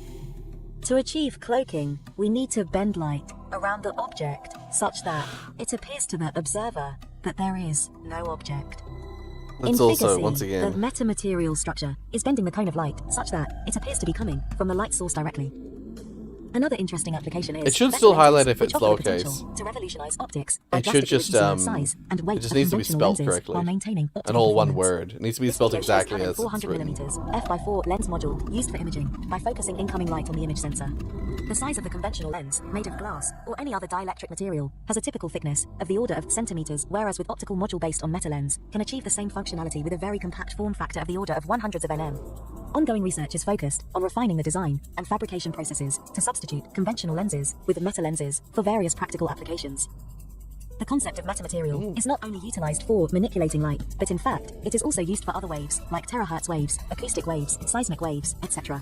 The possibilities of I don't think I'm metamaterials are absorbing any truly of this. remarkable, and scientists are continuing to push the boundaries of what can be achieved. By exploring The fact it's a it's not a real voice, the fact that it's a synthetic voice does affect my ability to like take on anything that's being said. I will say though, the one thing I did hear from that that I think is interesting is the idea of the meta lens. Making a lens that's super thin, but does the same thing as a lens that would be like, as they pointed out, like a centimeter thick. That is a really interesting concept. Because yeah, you could make people with, some people have quite bad vision and they need glasses that are quite thick.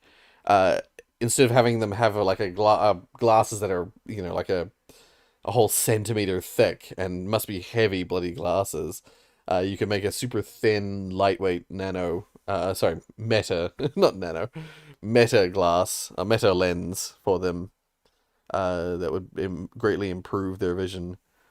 Well, yeah, it would. That's my brain. It would be as good as the regular glasses, but with much less weight and yeah. That's all it is, basically. I like to unsuspend my disbelief, and instead of thinking what the invisibility cloak is some kind of meta material, it's just green. It's just a green screen. Oh, hey, Untitled user. Welcome to the stream.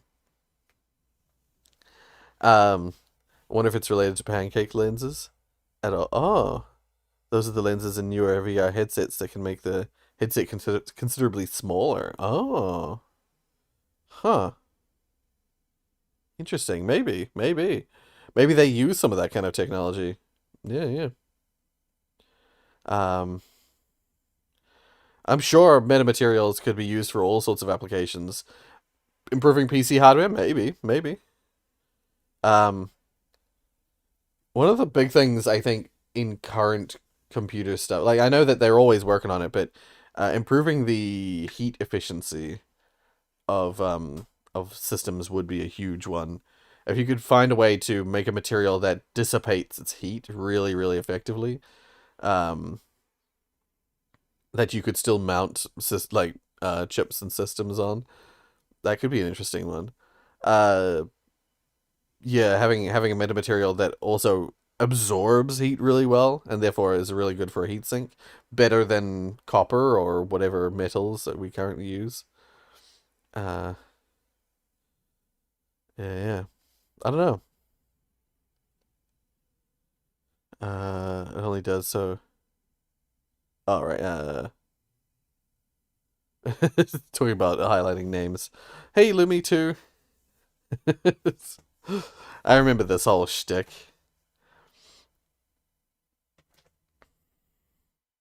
Oh, AMD did a cool thing for their new Zen 5. Oh. Right.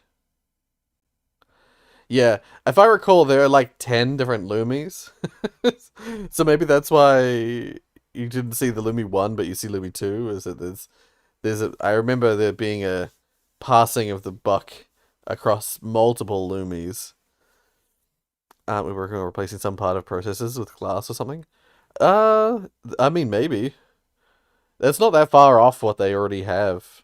The silicon-based systems are only, glasses mostly. Am I remembering that correctly? Mostly silicon. Well, silicon and glass are both made, but I forget. I don't want to say something wrong. Oh, there it is, Lumi 3. Optic processors yet Still does, uses doping to create transistors. Right, yeah. Anyway, let's keep moving. The mod that lets you play the old console edition Legacy Minecraft. Oh. If you're watching this... Oh. Funny thing you should mention. Console edition Minecraft. While I was traveling, I mentioned this in the previous stream. While I was traveling to Vietnam and back, I played a lot on my PlayStation Vita, which I'll see if I can get and not knock everything. There's a bunch of stuff on next to me. I'll hope I don't knock it over. My PS Vita. Oh, is it dead? Damn it, it's dead. It's got no battery left. Let's just say I was able to get the console version of Minecraft on the PS Vita. It was only a demo version, but it still was the console version of Minecraft. Super weird playing it on console edition, and also super weird to still be able to play such an old version of the game. Anyway, let's watch this. If you're watching this video, you most likely are someone that grew up playing Minecraft. Depending on how old you are, it varies on what your first Minecraft experience was. Some of you started with the alpha beta editions of Minecraft in its early years. Some of you started with the pocket edition. If you're younger, Minecraft Bedrock might have been your first experience. For me... Wait 1 second, I just realized. Looking back at one of your Minecraft live streams, it seems that Dr. Dog / M Baron was actually one of the Loomies. Oh? Oh, really? Interesting. Well,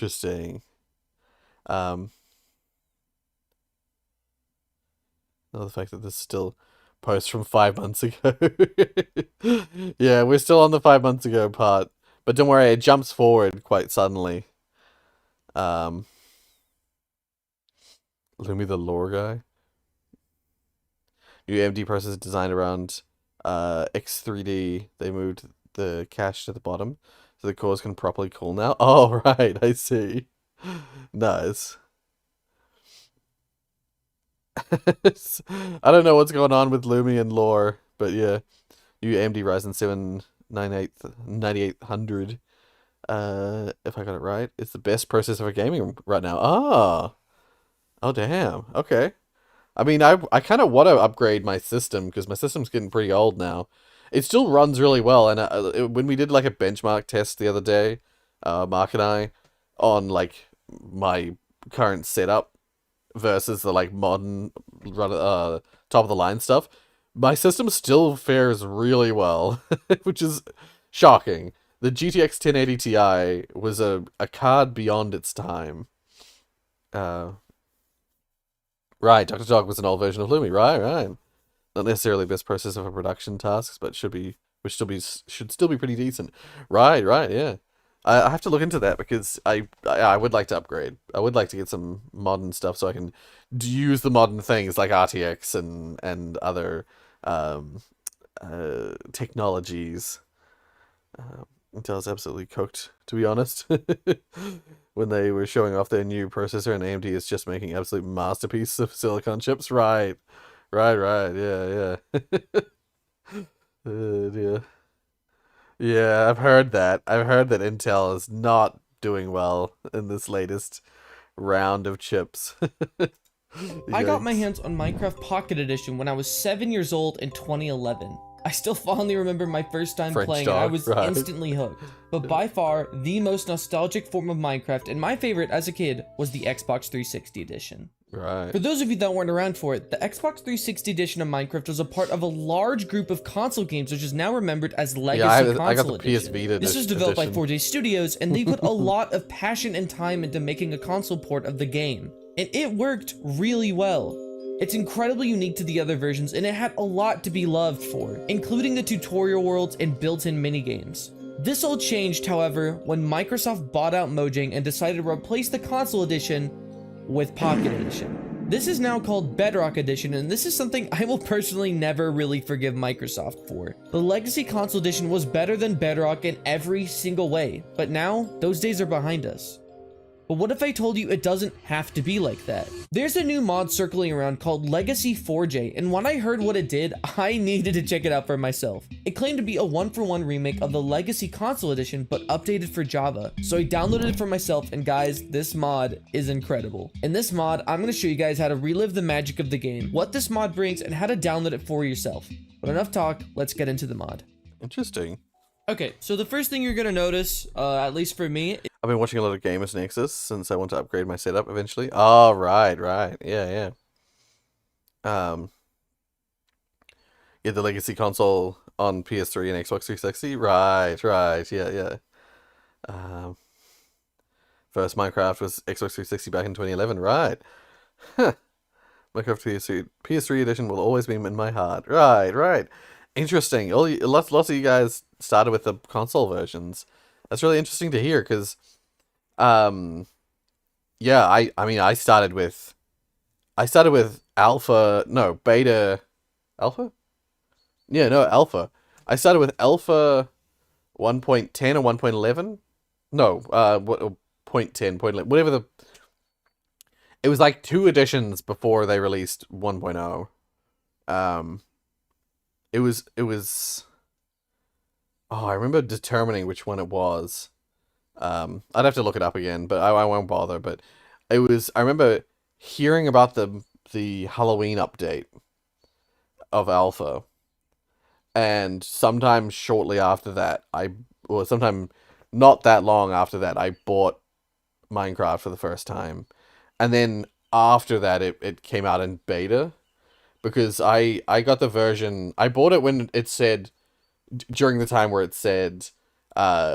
if you buy this Minecraft, you will have every other version of Minecraft forever, it said.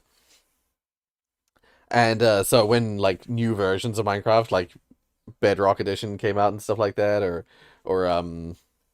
yeah, when in new versions of Minecraft that weren't just Java, the old Java version came out, there was sort of a bit of controversy to start with, because it's like, we were told that we were going to have every version of Minecraft for free forever. But then, yeah, I did get Bedrock for free, thankfully. I believe. But, yeah, I don't think they, other than Bedrock, I don't think they honor it for any further versions or anything. Yeah. How many loomies does it take to change a light bulb? Yeah. Yeah, 1.0. Right around 1.0, yeah. I was shortly before 1.0. But it was before beta, so it was in that time where you could get it. Yeah, it was cheap. It was like $20 New Zealand dollars, and it was, yeah, they said you'd get every version for free forever. Pocket edition on an old crappy tablet, right? I think brick pyramids generated randomly. I might be wrong. Or right, interesting. 1.19. Ah, yep. Is that everything is insanely small. So I'm just gonna show you how to do that really quick because it kind of freaks me out. The reason that it does this is because the GUI scale can be a lot larger, so 3 is actually really small for this. So you're going to want to go to the settings, I think it's user interface, and the GUI scale should be right here. And you're going to want to turn that to 9, that's what I have it set to. I personally just like it more like that, so we're going to set it to 9. I would also set the HUD size to 2, I personally like it like that more. And the other thing I would recommend is, right now, it looks really clean, but it doesn't have that like legacy edition look, and the way you can fix that is by going to the graphics settings, because they actually have a gamma slider. This is not something that Java Edition Minecraft has, and it's something that the legacy has. And if you really wanted to make it look like console edition, I would set it to 90. I'm also gonna turn the music down a little bit because I am really yelling over myself here. And one thing that I love about this is once a music track is done, just like Legacy Edition, it'll loop. So it's not like Java Edition where you have to wait for like the day or the night. Yeah, that's something I've always loved about this is the music, so I'm really glad they brought it back. As you can see, not everything is here. They have not brought mini games, which is sad, but it's probably something they're gonna work on in the future. And as you can see, there's also the change skin button, which right now it's a work in progress, but that's a really fancy animation. Same with how to play, but right now, as you can tell, I am using a controller. If I unplug my controller... 10 Vietnamese dong is so little. You will gain a mouse slider, so you can play like this if you want, but I personally... It's have like an 1,000 Xbox dong. controller. Another thing you can see $1. is it has the old world menu, which I absolutely love this. Like, this is just so cool. It's And you not can quite look at even your that, I think servers. I mean, these are my 2 servers that I use for $10 is videos, like a but cent, it's yeah. 1.20.1. So I cannot use this because this is at the minimum 1.20.4. We can go to the servers, which I'm not going to go to right now. But as you can see, you can go to all this cool stuff, and we can also create a world. What I think is really cool is you can create tutorial worlds in this. I think that's so cool. So we're going to create a tutorial world right here. And you'll notice that the loading time is way faster for creating worlds. Yeah, so really, really fast. And this, it'll get, one thing about this is when the chunks are loading, it gets really laggy. But now it's fine. I think I have it set so only admin people can add everyone. Yeah. Yeah, it's just advisors and me. Yeah. Yeah, because I didn't want just anyone to be able to add everyone. I think I had it before that friends could add everyone, but then there was a couple of times where someone added, well, someone that was listed as a friend added everyone, and it wasn't good. They shouldn't have added everyone. And so I think I removed the permissions for everyone but admin. Friends to be evil sometimes. It wasn't evil, it was just like unnecessary pinging. It wasn't serious. Okay, I'm gonna need my 10 Vietnamese dog. Yeah. I mean, this is almost a perfect recreation. Unfortunately, the tutorial world stuff, like the sequence, does not work, so you kind of can just go in and play the game, but actually, I kind of prefer that. This is the exact tutorial that's on the PS Vita. I played on the demo version of the Vita console edition version. This is the only thing you can do. You can only play this tutorial. But I definitely prefer just being able to go into it. I mean, look at this. This literally just looks like Legacy Console Edition. Oh my gosh, it's so cool. And obviously things are a little updated now, so you've got your 1.14 villagers. One thing I would recommend is turning the programmer art pack on, because if you don't, you'll get the new textures. And I do like the new textures generally, but when I'm playing this mod, I definitely prefer the old feel, because it's kind of weird playing with the new textures. But yeah, I mean, this just looks like how it normally does. One thing that I am a little sad about is this tutorial world is not my favorite. It's the one before it, which is jam-packed with stuff. This tutorial world, like, lobby is cool, but there is not much if you, like, go outside. Okay, now this is by far the coolest thing about this mod, and that is the crafting. They literally perfectly recreated this, and they've added the new items, so that it's like an updated version of the game. Like, you've got your this respawn inventory anchors, is very lodestones, confusing. like, this is so I found cool. There I are found some the visual errors, like right here. I found the inventory system and crafting system of the Pocket Edition, oh no, the console edition, very confusing. Trying to learn Tokipona. Yeah. Huh. Tokipona is a super interesting language. If I'm not mistaken, if I remember correctly, it's the one where they basically use it's the shortest, smallest dictionary in the world. I forget exactly how many words there are, but there's like it's something like 120 words or something long, and it's all about just using them together in the right way to communicate what you want to communicate. Yeah, yeah. It's crazy. It's a really cool language, and I'd be really curious to see what it's like, to try use it. But you're scared of Tokipona? What if you get Tomoed? Yeah. Bang. Oh, tiny bang. Yeah, like no, I follow a few YouTubers that talk about language stuff, and there's a few different language oddity things that I would love to try. One of them, I mean, Tokipona is super interesting. There's another. Get over here.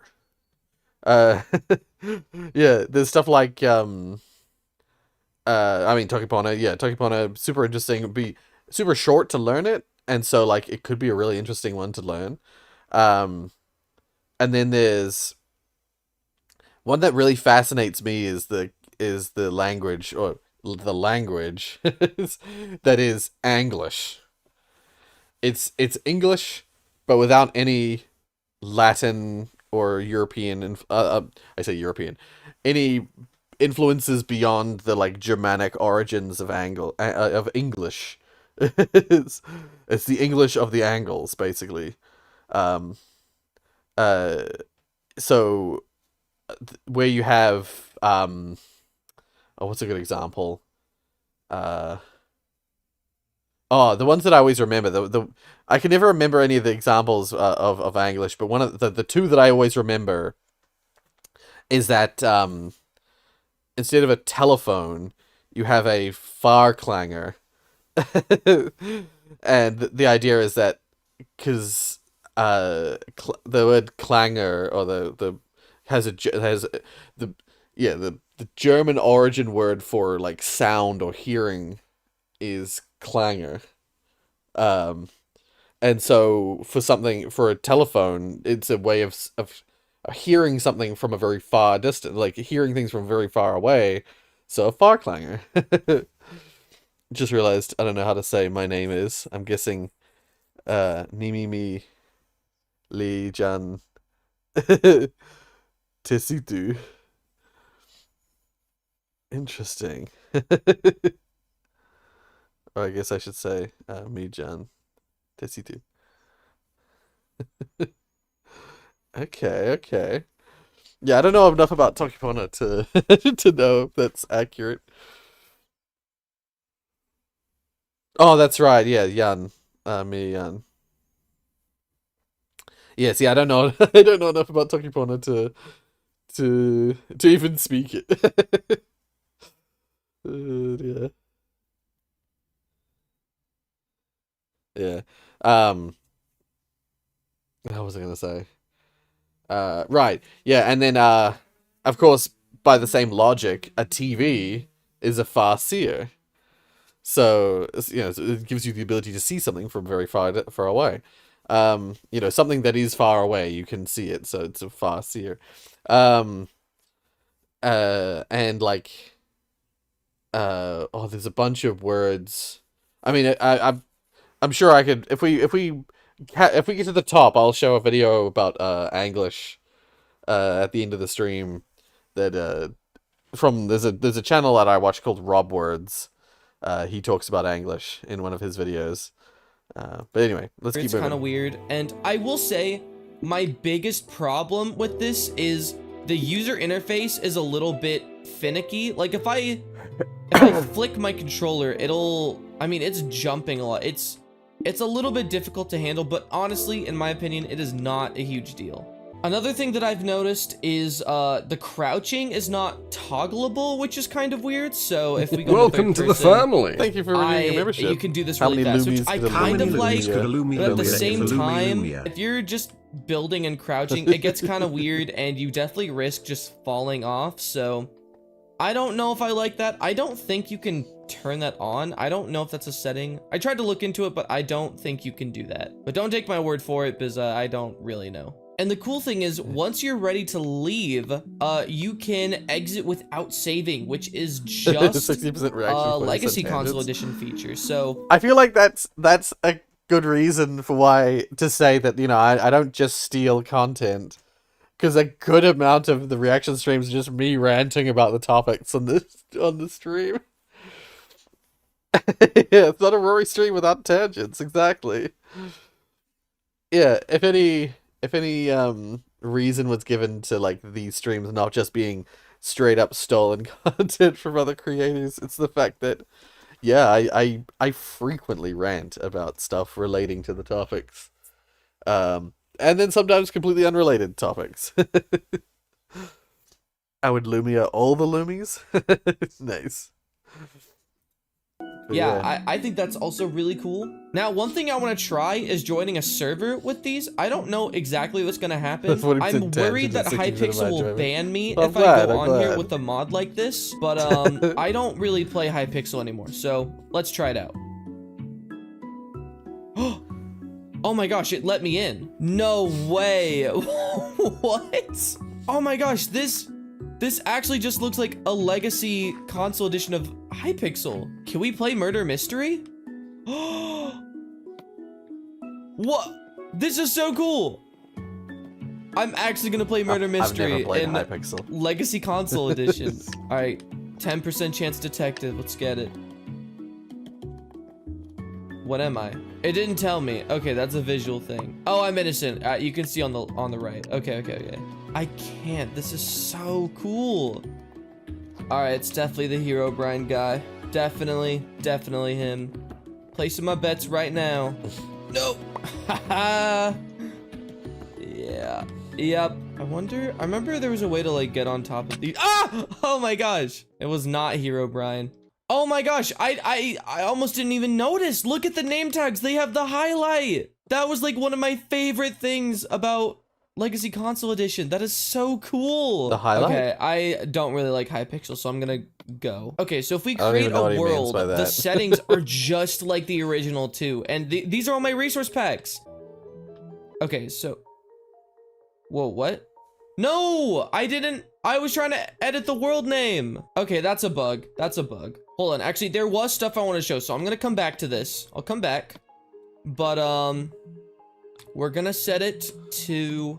We're gonna enable host privileges, which, if you guys don't know, that was basically turning on the cheats, so that stuff is pretty cool. And they have edited this to make it modern. Yeah, it must like, be, this is just so cool.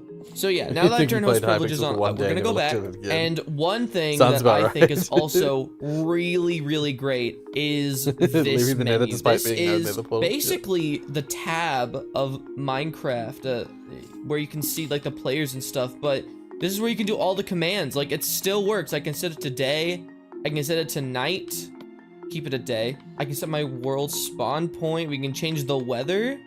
I mean, just crazy stuff. And this is one of my favorite features. It's cool that there's a full menu for it. You can turn on flying in survival mode. And it's just like in regular, you know, console Minecraft. So yeah, you can basically just play Legacy Console Edition, but in the new versions. Okay, the last world I want to go on is, this is actually a server that I had with my friends a long time ago, like 2019, and I just started to learn how to build, and I feel like this would be such a fun thing to go back to, so, alright, let's check it out.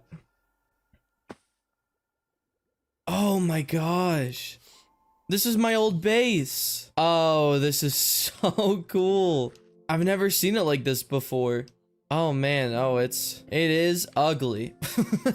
As you can see, I took a little, and when I mean a little, I mean a lot of inspiration from Mumbo Jumbo's base from one of the Hermitcraft seasons. I remember. This tree was all me though, and it's almost good. Oh man. I did not know how to do trees. Okay, let's go in the Nether. I haven't been in the Nether yet.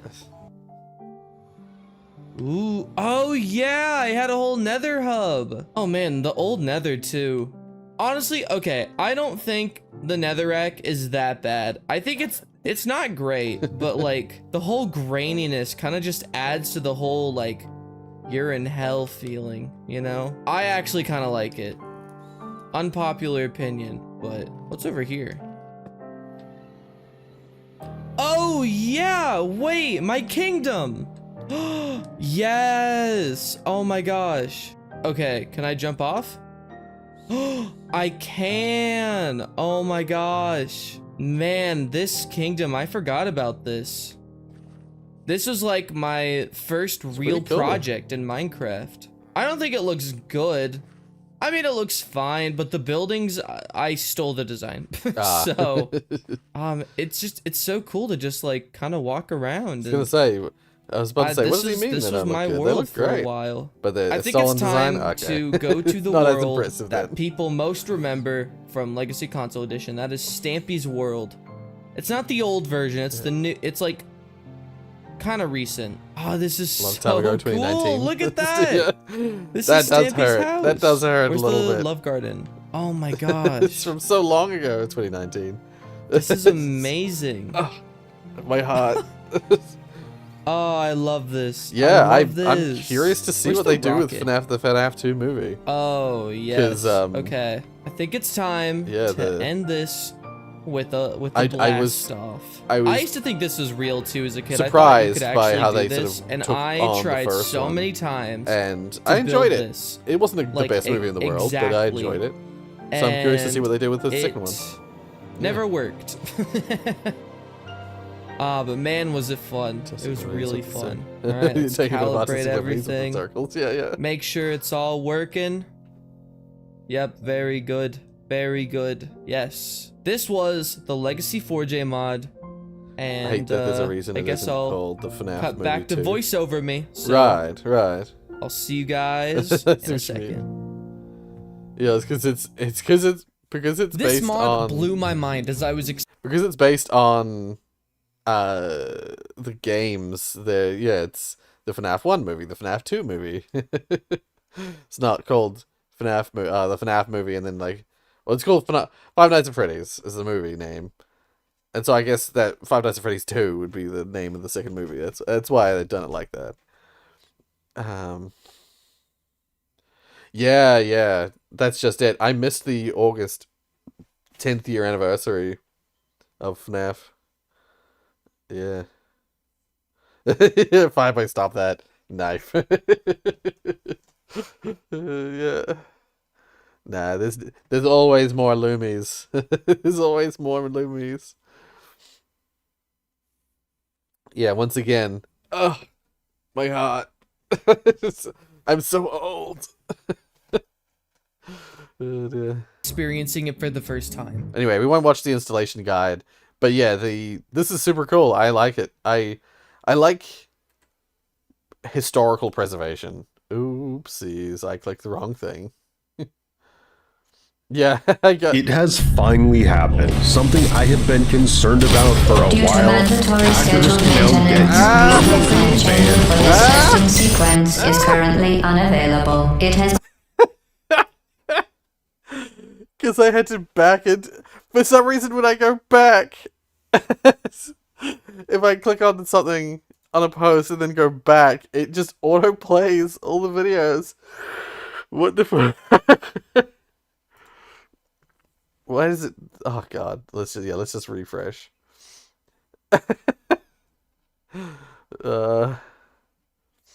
Yeah. I'm not looking forward to the Minecraft movie. I am very much thinking that the Minecraft movie is going to be pretty terrible. The thing is that the visuals, they are disgusting. Part of the reason that they look the way they do is because they're all made real. They're all actual real props. Well, the world, the trees and the blocks and stuff like that are all real props. I think I could get past the visuals though if the movie didn't feel so corporate. It just I knew there was another Loomy. I knew there'd be more Loomies. There's always more Loomies. I'll say, hey, Rollick. I'm gonna still call you Rollick. I saw something of you that you posted. You posted something on the Discord that I saw. I can't remember what it is now. My brain. But yeah, no, I think I could get past the Minecraft movie's visuals. I think I could get past them if the movie just didn't just feel so like made by a committee, made by a corporation. Like if it was made by someone who was genuinely like okay, maybe unpopular opinion. I think I don't really mind that Jack Black is in the movie. I don't think that Jack Black playing Steve is necessarily a bad thing. I just think because I actually think that Jack Black is just really passionate about games. He really likes games, and I like that he's getting to live his best life playing video game characters in movies. I think he really wants to play video game characters, and I think he loves the fact that he's in all these video game movies now.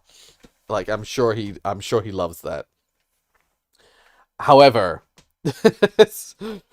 uh some of the lines, just some of the dialogue options and the story beats and the way they're executing them. Right, yes. I honestly, that was what I straight off the bat when I first saw the very first trailer, I was like, why are they doing it like this? Why are they making it like this? Why don't they make it like like the many Minecraft animations or yeah, Minecraft story mode? Why don't they do it like that where they used make it an animated film? Do a Lego movie and make it like they could still make it look way more like visually different from the game, but why make it live action? What was the choice behind making it live action? So weird. Um but yeah, the I'm assuming the story is I haven't played the Minecraft Story Edition, so I don't know if the story was I'm not 100% sure how the story edition story goes, but I'm assuming it's much more authentic because that's what I can't help but feel like the movie just feels like, whoa, what if some people found themselves in Minecraft? Ooh. It feels like right. So it takes many liberties, but it's so good. Right. Um, yeah, I can't help but get the feeling that the Minecraft movie is just like very shallow. Yeah. I'm not expecting anything from it because I think it just looks too corporate. It looks too uh like it's just gonna be like whereas you the Barbie movie or like the original Lego movie, um they would be uh like those movies were made by someone who was passionate about something. They had something to say. I think the Minecraft movie doesn't have anything to say. It's just like, what if you found yourself in Minecraft? It feels really like the I am Steve thing is just who in the context of the movie, who the fuck cares? Like who is Steve? Steve is no one. It's like no one knows who Steve is. Saying I am Steve means nothing in the context of the movie. Sure, we as viewers are like, "Oh, he is Steve. He is the player character." But like that in the context of the movie, he says it with such like reverence, like I am Steve. And it's like, oh, it's like, no, it makes no fucking sense. I hate that line so much, the way he says it. It's terrible. Whereas I will say there was one thing that's given me the slightest bit of hope with the Minecraft movie, and that is when I was a kid, I yearned for the mines and the fucking visual of baby Steve. So funny. That is legit. Like that is the action. Something. The one part that's actually so funny. Wait, I can look up baby Steve. Let's see if that shows up. No, not literally baby. Oh god. Uh. Movie. This fucking image. Open image, new tab. Oh god, I gotta zoom in on it. This fucking image. This image of looking at the mine. I yearn for the mines. I actually laughed so hard at that. That's the only funny thing that I've seen in all of the trailer materials and stuff like that for the Minecraft movie. The only thing where I genuinely laughed. Yes, it's such a dumb. It's so dumb. It's so dumb that it's funny. You know, it's one of those things. When I was a child, I yearned for the mines. Yeah, he said it. He said the thing. Yeah. And they say stuff like that's so weird. Like, imagine if every Marvel movie were people getting isekai into Marvel comics. Exactly. Lennox, you understand me. Yeah, that's what that feels like. It feels like the Minecraft movie is just like, whoa, what if you got isekai into into the Minecraft world? Uh, um, yeah, most movies the characters are from the world that you're in, and so like it makes the stories can play out in a sort of natural and logical way. Yeah. I don't know. I don't know how I'm gonna feel about Minecraft, the movie. You still have the PS3 disc for it. I wanted to play it on my PC, but this drive doesn't support Blu-rays. Oh, yeah. I bought a Blu-ray disc drive for my PC for that. For not that exact reason, but because I have a bunch of Blu-ray movies that I used to play on the PS3, and I could play on the PS4, but I just wanted to be able to do it on my PC. I just didn't want to have it on my PlayStation. So I could actually emulate the PS3 games and stuff like that on my computer. It's just Jumanji, but they did it with an actual game ruining it. Yeah. That's the thing. The Jumanji one, though, that's like the game coming out into the real life, into the real world, which is a little different, but still similar logic. But Jumanji was like, its execution was so good. The original Jumanji, the execution was so good that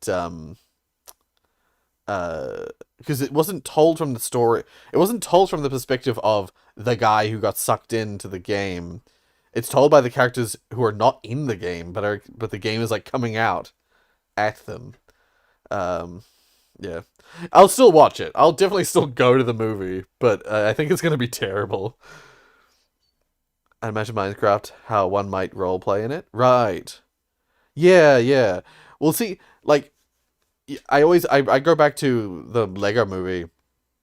The Lego movie, while being about Lego, it told an interesting story that started out as just like a Lego guy in a Lego world doing Lego things. You know, it started out kind of like logical, and it turned into this real interesting meta narrative about childhood and creativity and stuff like that, and it freaking hit hard. It hit really hard for people like me who played Legos a lot as a child, and I as a jaded adult, you know, kid. Yeah, you get what I'm saying.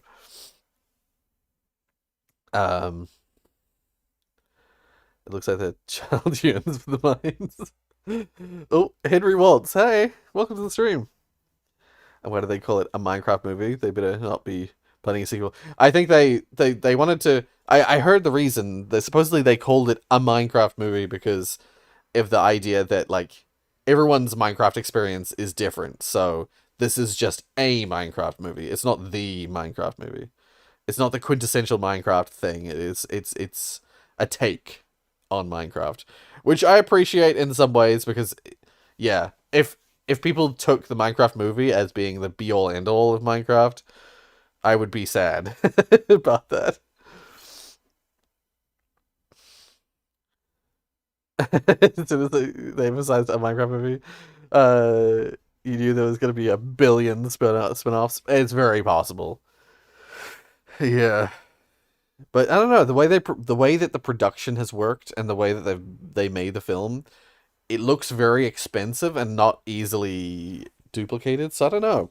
If it was animated, it would be more likely. Kind of like what happened with the Lego movie, where there's a million copies of there's a million other Lego movies that kind of I heard a thing just the other day about how apparently the Lego 2 movie or Lego Movie 2 or whatever it's called, apparently it's really good, but no one watched it because everyone was burnt out and disappointed by all the other Lego movies that they made in the meantime. That's the thing. Once again though, the Mario movie, it wasn't good in a critical sense. It was a pretty by the numbers movie in terms of its like story and overall execution. But as a fan, as a video gamer, as a fan of video games and an enjoyer of Mario, like yeah, I really enjoyed the movie. I had a lot of fun with that movie. It's a bit like the FNAF movie. Like if you're a fan of if you're if you're a fan of FNAF, then you're gonna enjoy the FNAF movie.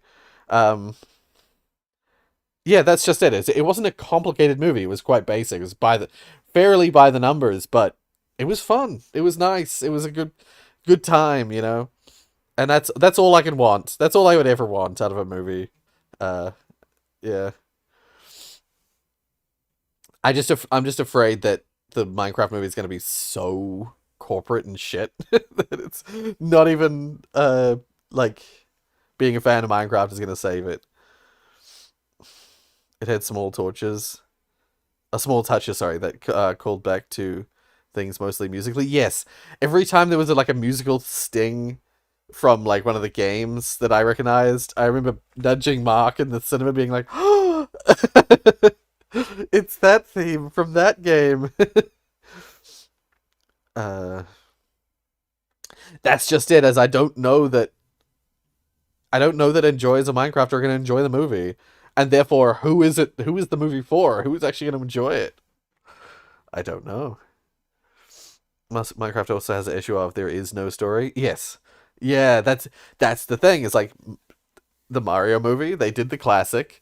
Mario finds himself in the Mushroom Kingdom, and he has to save the princess from Bowser. Or no, in his case, it saved Luigi. That's right. The movie was about saving Luigi from Bowser. But like that is not uncommon in the Mario space. Like that's a pretty typical story in a Mario story. But Minecraft, there is no story.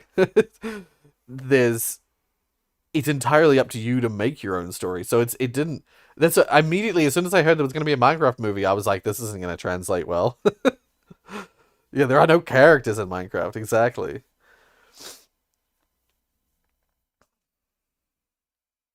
Yeah, the closest thing to a story is Steve apparates in the Minecraft world. No history. Has no history with the world. Just apparates in the world. And then just proceeds to go through a bunch of processes to make the required items to find himself in the end and then kill the Ender Dragon. But that's no story. That's just things happening. That's not a character. That's just a vessel for progression. Yeah. Yeah, that's the thing, is that I think it would have worked better if they had done something, as you say, a bit more like the Minecraft story mode, where you have the characters existing already in the world. Or even, I'm not a huge fan of the villager videos that Mojang releases, where the villagers are talking about something, just because the way they do the voices. But they could have done something like that as well, as had the story be from the perspective of like a villager, and their villagers are doing stuff in a village, and when stuff starts happening around their village, and it's like, scary, because it's like it's unusual, and it turns out it's because there's a player who's like come in, and they're futzing with the area, and yeah, like I don't think it's right to bring real life people into the space. It just feels weird and wrong. I don't know. That's just my opinion, though. 20.2 Vietnamese dong. What they need to do, they have spin Minecraft like a D&D movie. Yes, yes. Exactly, that kind of thing. Minecraft is the base rule set, and you craft a campaign on top of that. Yeah, exactly. And which is what I'm assuming what Minecraft Story Mode is like. You use Minecraft as a basis, and then you build a story into the space. You build locations in the Minecraft world that the character will visit, and like have like cities or towns or spaces in the Minecraft world using Minecraft rules, but like existing within the space. And then you have the characters, like this character is from the Badlands. This character grew up in the Badlands, and this is his character based on his upbringing and his environment and stuff, and have the world shape the characters, and then have those characters go through an adventure, and they react based on things like their upbringing. There are ways you could do this movie really good. I just don't think that they're going to do it that way. Yeah, we've done a lot of tangent for the last half hour. Let's get back into things. All right, your inventory can crash in Minecraft 1.21. Oh. How to crash your game in 1.21. I feel like I haven't seen this a yet. really easy thing to do in this version of the game right now. Some of which I have not explained. Wait, but this is first old of though. all, hold on, I'm going to change Yeah, this what here. the? Oh, by the way, you'll notice I'm also in survival mode. That is not an accident, because strangely enough, there's been some I forget to new like it? discovery where you can kick yourself Wait, out of I have seen this before. I've seen this before, but I must have not player hit mode if not you hit the do like when I something watched it. with armor stands. And it's kind of related to the new item stack components, and it can get a little bit confusing, but let me explain how this works. So Yeah, you may have character seen me do this in development. some of my videos, We won't know but about I that like to until we sometimes actually give see the myself movie, a but lot yeah. of items that stack more than 64 times. And you can do this by simply adding max stack size and adding 99, and to give yourself 99 of them. And now you have 99 diamonds in your inventory. And if you didn't know how to do this, now you know that you can do this. So this guy in front of me is holding 99 diamonds. It's a very old technique that people have tried to use to obtain 128 items. And if you're asking, I'm afraid that doesn't work anymore. Things have changed. However, it's not the same diamonds as the ones in my hand. And you'll know this because if I grab this from his hand, they won't interact with each other. One of them has ingredients and one of them doesn't. They both have different stack components, so they don't interact with each other. It's going to be a little bit confusing until I do certain things with those diamonds. Okay, what I'm going to do now is go back to survival mode, and I'm going to move these diamonds into this slot. You can see how the game understands what I'm doing. I'm moving 99 diamonds into different slots in my inventory, and the game allows it. It doesn't screw up. It doesn't say, hey, what are you doing? Let me change the stack Maybe back 14. to 64. Holy crap. No, these diamonds are legitimate. I can throw these on the ground. I can pick them back up, and I'll pick up 99 diamonds. They're legitimate. These diamonds, however, that I grabbed from this guy will not do that. If I place them here, it's going to split back to 64 and to 35, which means what this armor stand is doing is weird. The game doesn't know what this thing is in his hand. It may just be 99 diamonds, but something is wrong with them. So how does the game crash? For some reason, the game hates anything that is above 99. If you go above 99, the game says, what the heck, let's crash the game.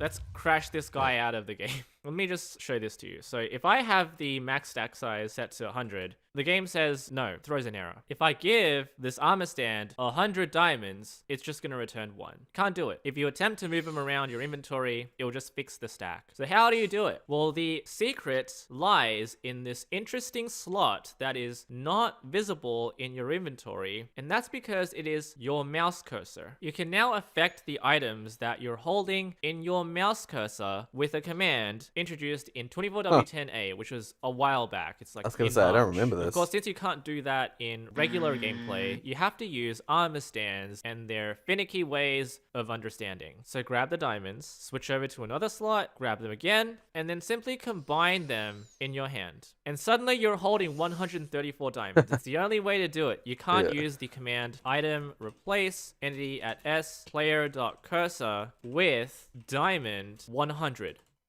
That doesn't work. 134 being 99 plus the difference between 99 and 64. The only way to do this is to simply fill your entire hotbar with 99 diamonds from this guy. And then if you move your mouse over them, and stack them upon each other, you suddenly have 379 Yeah. diamonds in your mouse cursor. At this Oh, welcome point back, in Rollick. time, Minecraft is very angry at you, and the only way Yeah, that does it'll not like react it.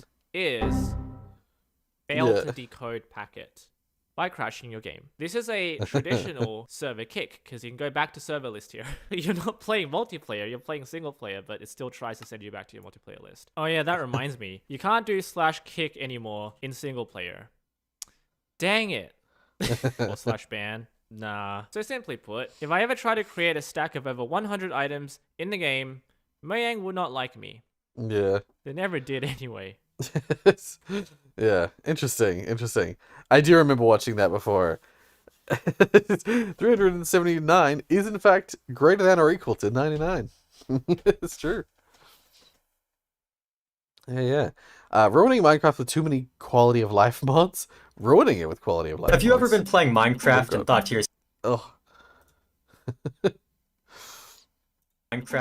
to yourself, this game is too difficult? I haven't, but today I downloaded about 90 quality of life mods that make everything just a little bit easier. 279 is Want less to mine than that ore faster? Definitely. Now you can get the whole vein at once. Don't want your stuff to despawn? It'll all be left in a grave right where you died. Want to fly? Well, we'll get to that. Okay, here we are in my quality of life mod pack. We start off with some basic items here. Just some stuff to get started, you know, food, a torch, this bundle. Now, I couldn't cut everything out. We've still got to chop down a tree like normal, but that's not really the hardest thing to do. Let's go ahead and make some sticks and a crafting table. Now, I've always hated having to place down the crafting table. That just kind of takes too much time. So we can just open it here. Oh, is that a shipwreck? There's a shipwreck over here.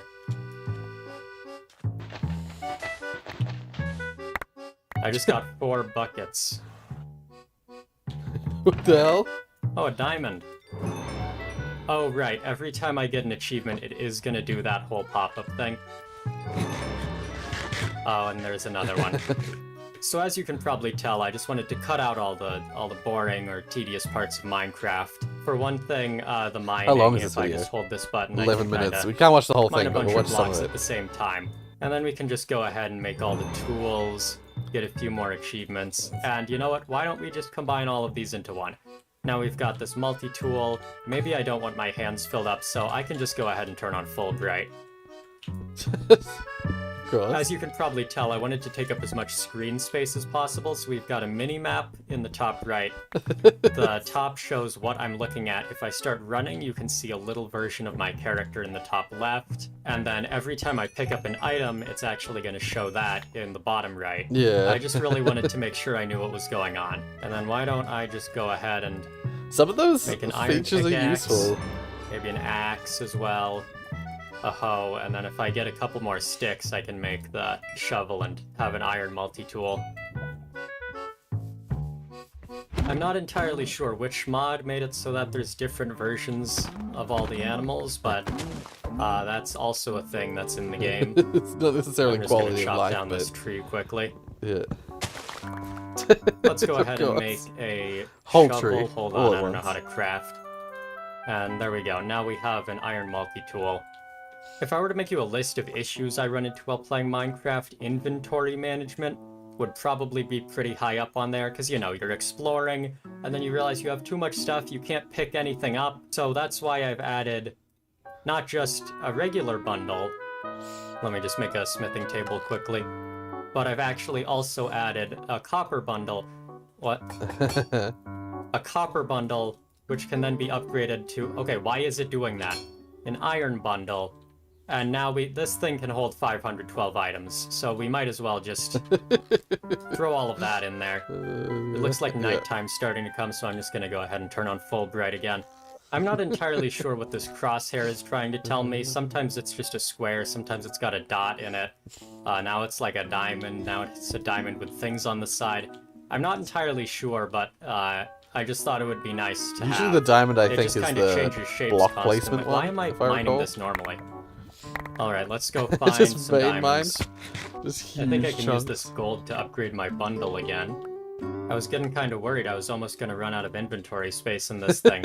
Okay, stop showing me recipes when I click on... There we go. I have to right-click it. Why would I have to right-click it? Are there any That's not very diamonds quality in of here? life. I'm not seeing any. Yeah, nice. I think it is We got JEI, 3 yeah. diamonds. Oh, there's so much stuff in my inventory right now. Looking better than Jeff Bezos. My bundle's full. Hold on, let's go ahead and upgrade this thing. And then I might as well make a diamond pickaxe. You can never have too much of a good thing. Ready to go to the nether. Side I just is need when I to install 30 smelt terabytes worth all of quality of this life mods on the iron. client. Maybe I should Yeah. get rid of the, like, hundreds of stone sitting in here. What is happening? It is not grabbing yeah. whatever the cursor is on. There's a few quality of life I'm things, really like I like confused adding a by few this more menu. crafting Look, I have the recipes for sapling things. highlighted, right? Wait, now like it's giving me the right item. One of the crafting recipe things that is like a quality of life thing that I really enjoy is the being able to put 2 slabs in the inventory and turn it back into a regular block. That's nice. That's a nice quality of life thing. Tiny What? little detail. What? It wasn't working before. Okay. Let's just go ahead and make full iron armor. Yeah. Okay, thank you. I for frequently the achievement. There we go. There's a few and mods that I've played that have that. Put on the but shield. also I've just done that in my own Why is the sometimes. shield invisible? Just because it's Also, not too why hard am to I- add crafting I don't recipes. Use TikTok. to I just kind of Minecraft. put on the cape and I can't take it At off. least that- I don't because know if the you can still do it Minecraft the same way I servers are used to do down, it. And I'm playing in offline mode. Let's go ahead and make another I don't know if portal. that still works. Be quiet. There we go. A nice nether portal. Oh wait, why don't I just... There we go. I don't know what Yeah. happened to... There was supposed to be like an indicator when I... Oh? Whenever I'm like mining a whole vein of something, but it kind of stopped appearing. Do I have flint? I don't. Let me go find some gravel. Okay, well that was pretty easy. I'm sure one of these is gonna drop flint. Yeah, that's 16 flint. That's fine. You've got a flint and steel. Yeah. I have to drop that twice. There we go.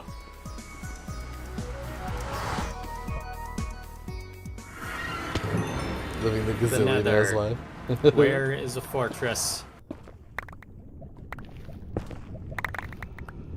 Oh, it looks like I get golden apples from mining netherrack. It took too much food to do vein mining, so I'm just gonna mine like a normal person. This is so lame. Oh, that's lava. That's a lot of lava. Can you not do that? Okay, alright, that wasn't ideal. Is there lava here? Doesn't look like You it. say it's all good I'm though not because really he has sure what that 12 blue gold arrow is. apples. Oh, there's a fortress here. I don't know what that blue arrow is for. Just on the right side of my hotbar. I think it might be faster if I just bridge over the soul sand and walk on it. Wait, why am I bridging normally when I could do this? Yeah. Yes. Yes, just the way this game was meant to be played. Where are the blazes? Where is the I mean, blaze? that is how it spawner? works on Bedrock. You can do that on there's Bedrock. Not blocking with the sword. Oh, there's a wither skeleton. Okay. God, there's so He many has a shield in things his here. offhand, but you can't see Oh, the it. blaze dropped 3 blaze rods and 4 blaze powder. That is almost enough. If I could find one more blaze, I'd have enough to find the stronghold and open it. And then I just need some ender pearls.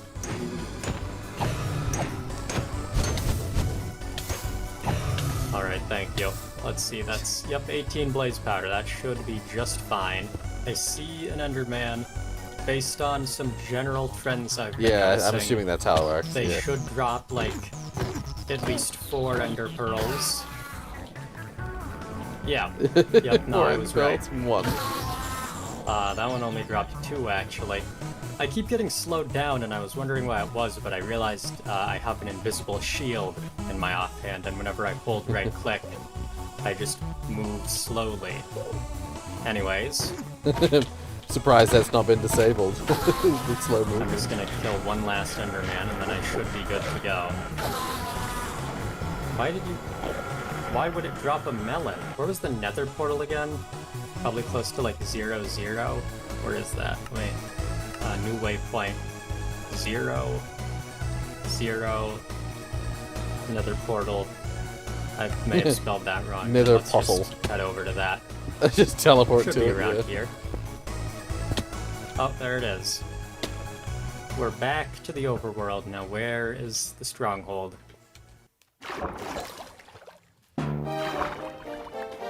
Oh. Oh, did I make it? I think I'm here. I'm kind of amazed that Yeah, you still have to do trying to this. mine down to the stronghold and then find the portal is pretty annoying, which is why I have added a free cam mod so I can just go down here and where is the portal? Even with cheats I can't find it. There you are. So if I just dig down right over here, right there, I'm gonna die of fall damage. Oh, there it is. Yeah, skeletons with no bows. Just skeletons with regular weapons. Perfect. Oh, with just using their We've made hands. it. Oh, let me block that off. We've made it to the end. Portal. What the? Here we are. Oh, right. I recognize yeah, that song. Set up a command block.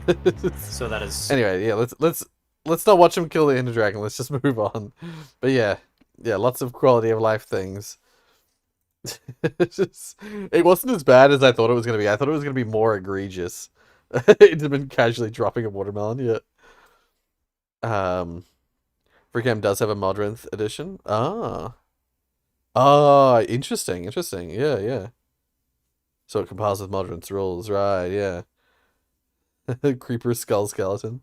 It did, yeah. That's what it was. That's what made it look different. I was like, I thought to myself, why does it look weird? It's a creeper skeleton skull. What's this? My Adofi. I'm assuming it's short for something. I'm ready to say the song can't be used on stream. Okay. Let's have a look. Collaboration level between myself and JOL from the Rhythm Doctor Lounge Discord server. Visuals are song is sadly not allowed for commercial use, so you could watch it after the stream. Okay, yeah. I'll open it up, but I won't watch it live. No, I'll just turn the audio for a second. Because I was gonna say I don't know what game this is.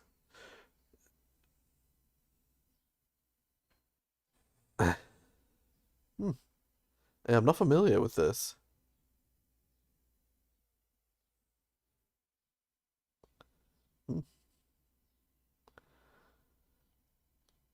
I'm not sure. I'm not sure what this is.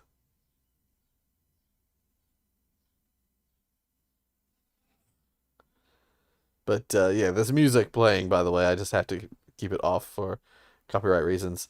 Interesting. Yeah, I mean, I'll watch it with sound after the stream and take a look. It's a one button rhythm game. Yeah, I assumed it was something like that. Like you have to click when the ball hits the block.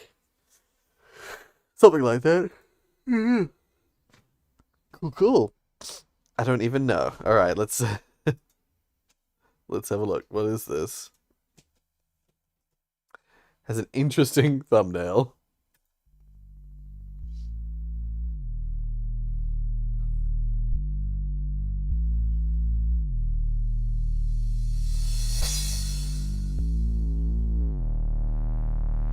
Yeah, that's basically it. Okay, yeah.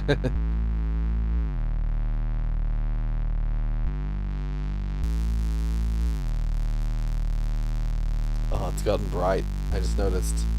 I might need to adjust the camera. Okay, well now I'm like, is this got music in it? What is this music?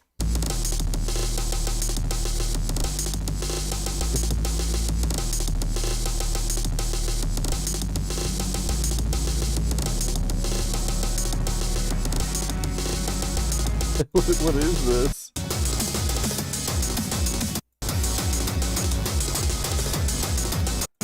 I'm worried about the music. He doesn't like getting copyright strikes.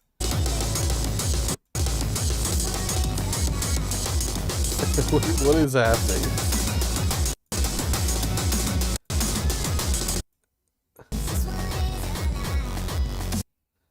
Use the labels under LabFox. Ah.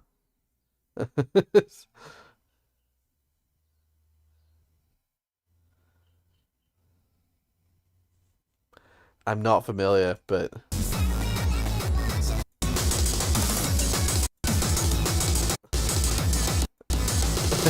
so confused. It's just random stills of it's just random stills of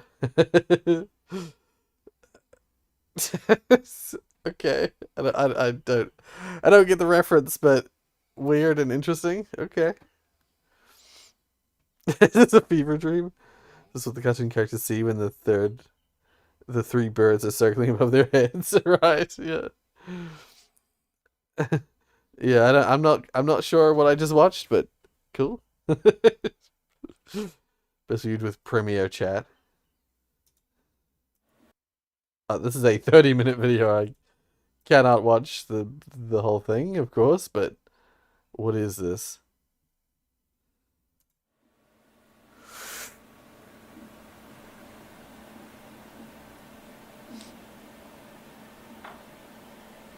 Ahem. Hello, everybody. Welcome to Nah. Do you remember French? I know, weird question, right? As we all know, French was that obscure language spoken hundreds of years ago. Nobody speaks it. It's a Conlang channel. Ah. Not many people talk about it these days, and for good reason, right? That's why today we're going to be discussing a much more important language that I'm sure you are all well aware of. That, of course, being the beautiful tongue that descended from the heathenry that was French.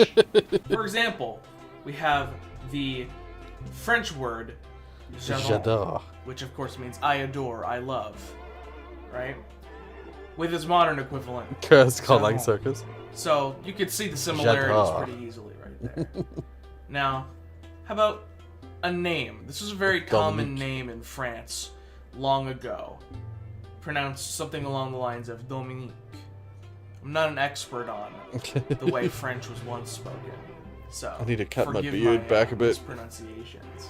Of course, so long. Dominique becomes the modern equivalent, Dominique. Oh, then, of course, I had an ath in there. You should brush over. I don't know IPA at all.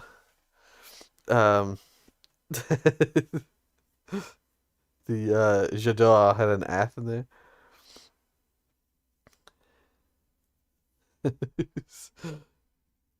Name of the Czech Republic until now. I know many people with it. Right, yeah.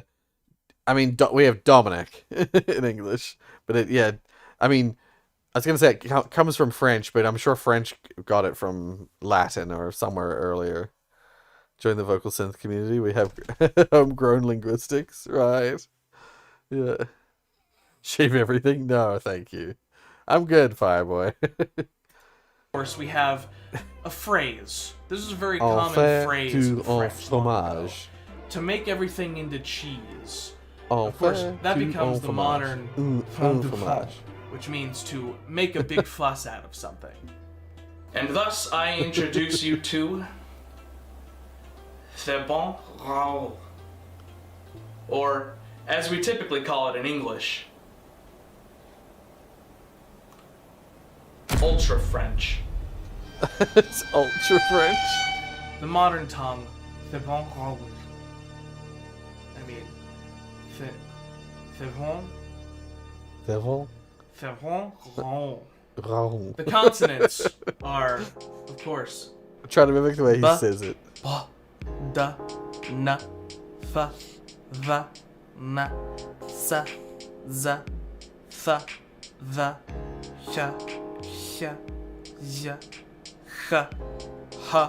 He made ultra French for real. Ja, ja, ha, ha, ha, la, ja. Very simple stuff. Oh, except that's not all. Because we also have the colored fricatives, such as Just saying them in isolation like this is so ridiculous. And of course, in the orthography, that all ends up being written as such. So you'll be seeing a lot of apostrophes, a lot of double R's, a lot of apostrophe H's, etc. And a lot of acutes on top of consonants. As you can see, down at the bottom, if it has an acute symbol going over and it's also a fricative, that means that it is one of the Palatal nasal approximants. The vowels look like this. I don't even know what that is.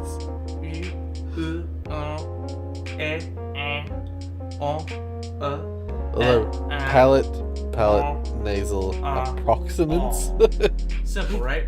Except that's not all of them. Because not only do we have nasalized vowels in Ultra French, but we also have nasal vowels. You see the ones with 2 tildes going over them? Oh my Those God. ones are nasal. They are released nearly entirely by the nose. Not nasalized, but nasal. So in this case, we have a 3-way distinction in several of the vowels. E, and don't forget, that's also not it. That's also not all, because you also have the nasal devoiced vowels. Yeah. Now, Ultra French isn't an extremely popular language How do you do on the nasal world vowels? stage, but amongst the linguistics community, I was just about to say. Like, he said it before and I didn't react, but then I just thought about it. I actually just tried to make a sound. How the fuck can you say... Yeah, what the fuck? How do you make a nasal vowel? Oh. That's all I can think of is that it's like, you just have to like half close your throat, half close the back of your like nose/mouth. Well, no, it's okay. You close your mouth, but you keep your nose open, and you try and make a vowel sound. It's basically like villager noises. What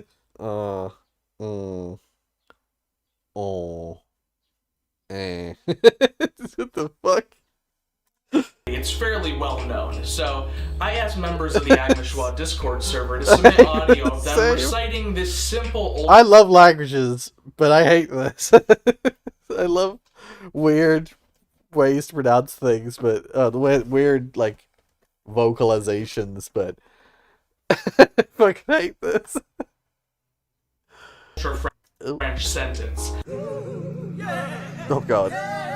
What And the even results is were, that? Interesting. Rayon, rat, osrin, osper, zotan, Caio, rato, oscaí, osfaie, njota, adobaslio, arroz, Voiceless vowel gag. Someone in the chat.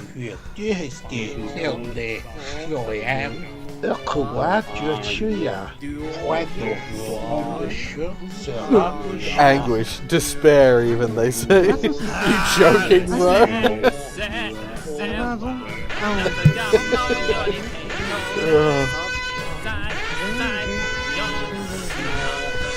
So, this sentence obviously just translates to, we can, you see, detect rays and beams of energy floating between speakers of the Ultra French language if we use certain systems of measurement long forbidden. We still don't understand, however, the composition of these emissions. I don't know if that's actually true. Anyway, obviously, even our linguistically minded crowd seems to have a hard time understanding the intricacies of this well-known language, thus necessitating the need for this presentation on some of the easy... You prefer the biblically accurate angel language instead? It's one of the submissions for one of the cursed Conlang circuses, right? Sounds like an incantation. Yeah. Yeah, sometimes YouTube does that, Rollick. Let's move on. But I have to subscribe to this and have a look at some of the stuff he talks about. Because I love language stuff. So, we'll see. The Ultra French was so cursed, my OBS crashed. Yeah. That's brilliant. But anyway, yeah. I got laughed at when I died. A clip from one of the previous streams.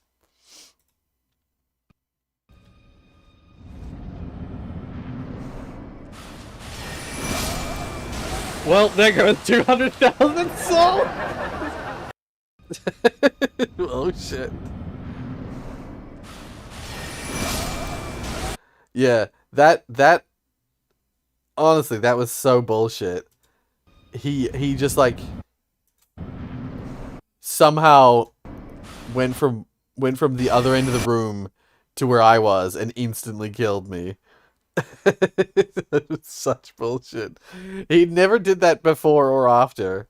He just did that one time where I dropped 200,000 souls. Two Roriuses, impossible. Also suggest Zoe, their music and language channel. I mean, I'll write them down. Let's make sure I spelled that correctly. Oh, it's Zoe, my bad. Zoe. Yep. Ah, yeah, I see the word conlangs in their name. So yeah. Oops, there we go. Cool. I'll check them out after the stream. Yeah. All right. I started working on instrumental cover of Bray Wyatt Shatter. Is this? I was gonna say, is this copyrighted music or is this video game music or what is this? Who's Bray Wyatt? Because if it's copyrighted stuff, I'll watch it after the stream.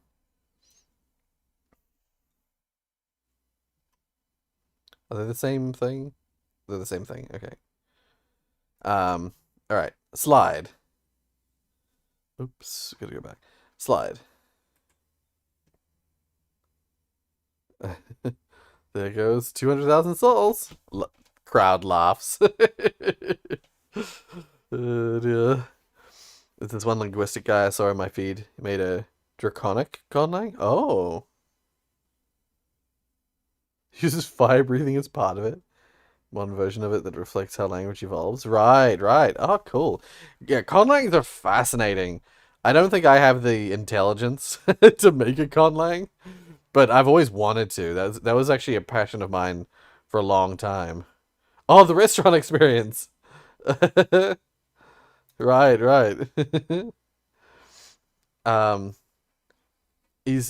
Who made this again? Conscious Box.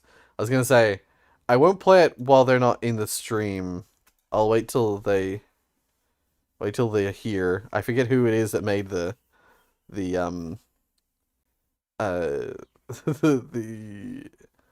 that game. Oh, it's you, Joseph. Oh, okay. It's okay. Wait. I'll copy the link. Copy link. And I'll open it in one of the other things I have. Is it this one? Is this the one that I use with that account? It is. Okay, cool. Paste and go.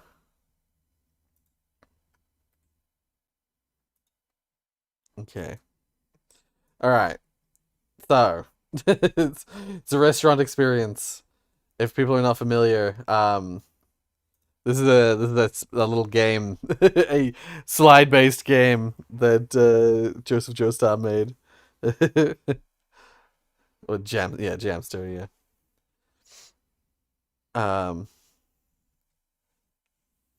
Do you want to look like you just fought a bear every day? Get a dog. Now I have one of these little devils on my arms that looks like I've been jumped by 20 cats.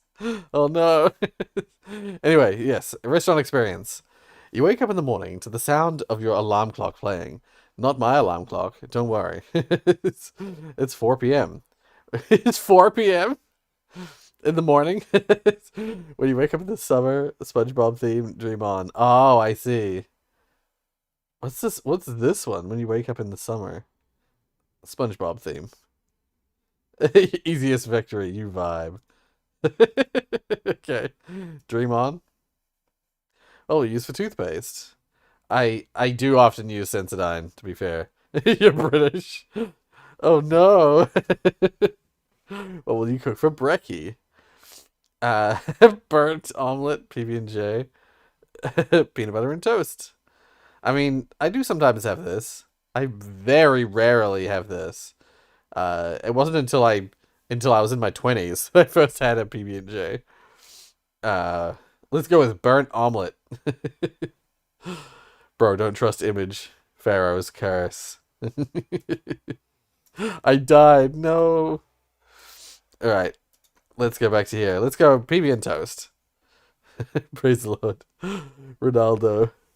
Do your celebrations score goals? After a full 9 to 5, I'm sleeping on the job. Ah, here we go. This is the part that I remember. Huawei restaurant, Google restaurant. Oh, the Huawei restaurant doesn't have a link. Huawei restaurant doesn't exist yet. Google restaurant.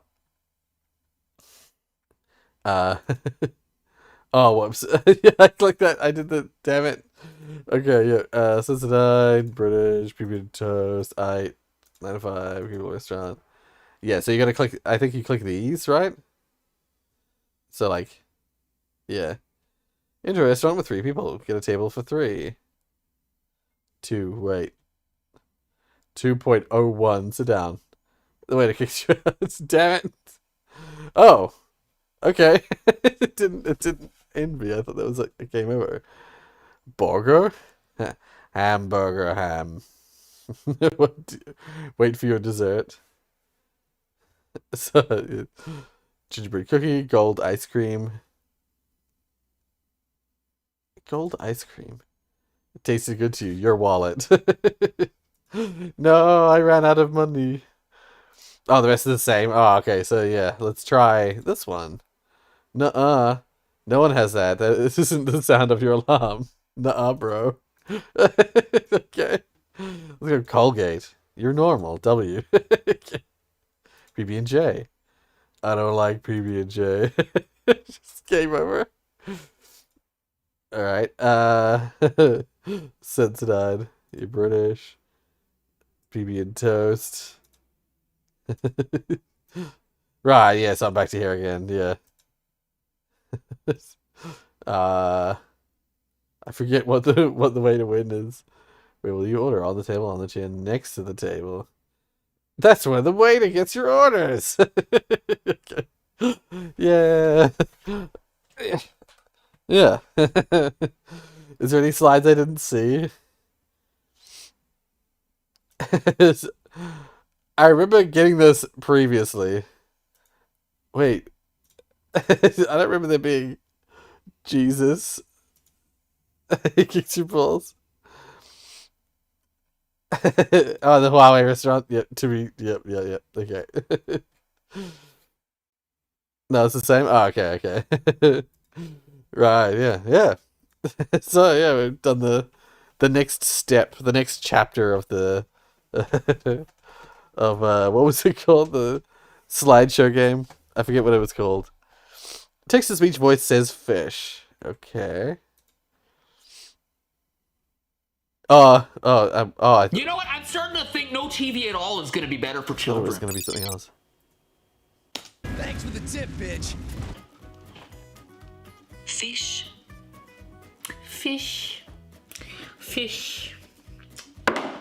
Useless. That's useless.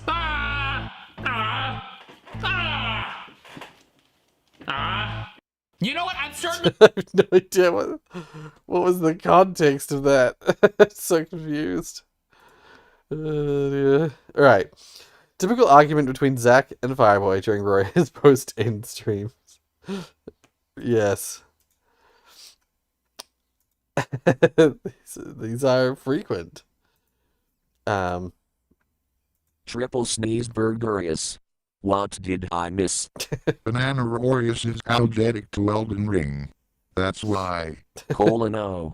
Banana Rorius is allergic to nothing. It's true. He is allergic.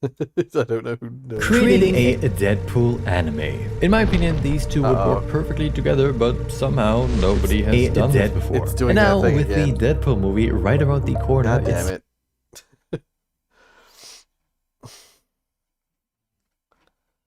So actually, how far from the top are we at this stage? We're still a wee way. It's, creating a good. It worked properly.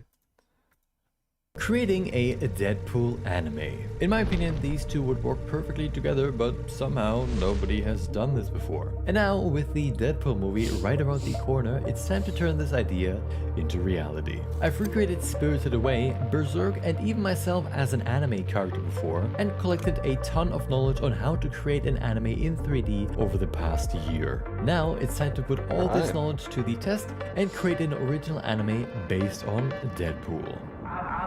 The first thing I wanted to define was the style I was going for. It could be dark, it could be romantic, it could be epic. Knowing the general style makes it very easier to nail down the other elements afterwards. In my reference collection for this project, I collected everything I thought looks cool and could work together in one style. One big inspiration was the anime Promare. I'm a big fan of these super big and bold colors, so that developed into the foundation for the rest of the style. That, in combination with these super loose and sketchy fight scenes from the anime One Punch Man, I thought can create a style that is bright and colorful while still conveying the strength of the characters really well. Speaking of characters, the biggest issue with the characters in my previous projects was, well, this one was barely holding together, but for my Berserk project there was one big problem. When you look at these hands, they have a very sharp and defined structure. Even when there aren't too many lines, the shape of them is still well defined. But the way I set up my characters here created very smooth deformations in areas that aren't really supposed to be smooth. Look at this shot right here. The elbow is basically non-existent and the fingers look more like sausages. My main idea to fix that issue was to create a more defined body. Each body part is made up of clear lines that imitate what you would see in drawings to create a more distinct and stylized silhouette.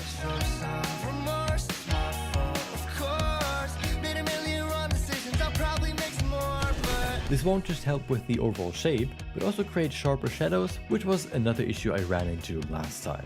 There's a fine line that you always have to walk for these 3D, 2D projects, where you want to take advantage of the benefits of 3D, but also have to be aware of the problems that those can create when you're trying to imitate a 2D style. When you're drawing a 3D object, it won't be perfect, so you have to add that imperfectness into the 3D model as well.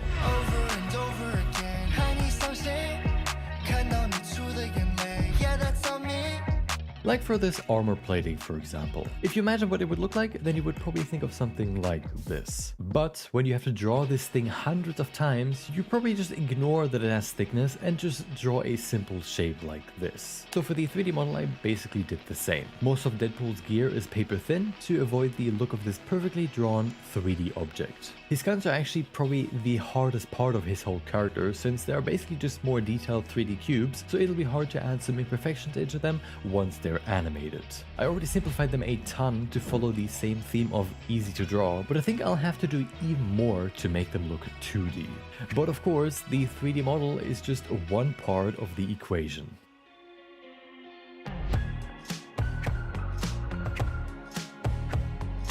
The way to turn this into this is with this setup right here. It is a very basic cell shading shader setup, but with this setup you can only really determine the highlight and shadow colors. So to add the leather bits of his suit, I painted a quick texture. It basically allows me to choose different colors for the white and black areas, but this technique has one flaw, which is right here on the edges. If you get close enough, you can see the pixelation of the texture. I could just make the texture much bigger, but I actually found a better way to fix this issue. To understand what I did, we need to switch gears for a second and look at this right here. Anime puts less emphasis on physically correct shadows, which 3D is very good at, and more emphasis on these things right here. Line art is often crucial to define the structure of a character, since it's much easier to draw the contours of a nose, for example, than having to create perfect shadows for every frame. This is one of the biggest issues with trying to create a 2D style in 3D. It's hard to create a decent line art automatically, and even then it doesn't look that great. Something I did in my Berserk project was to add line art as textures, but this only really works well from a certain distance. If you're too close to the character, the lines are way too thick, and if you're too far away, they almost disappear.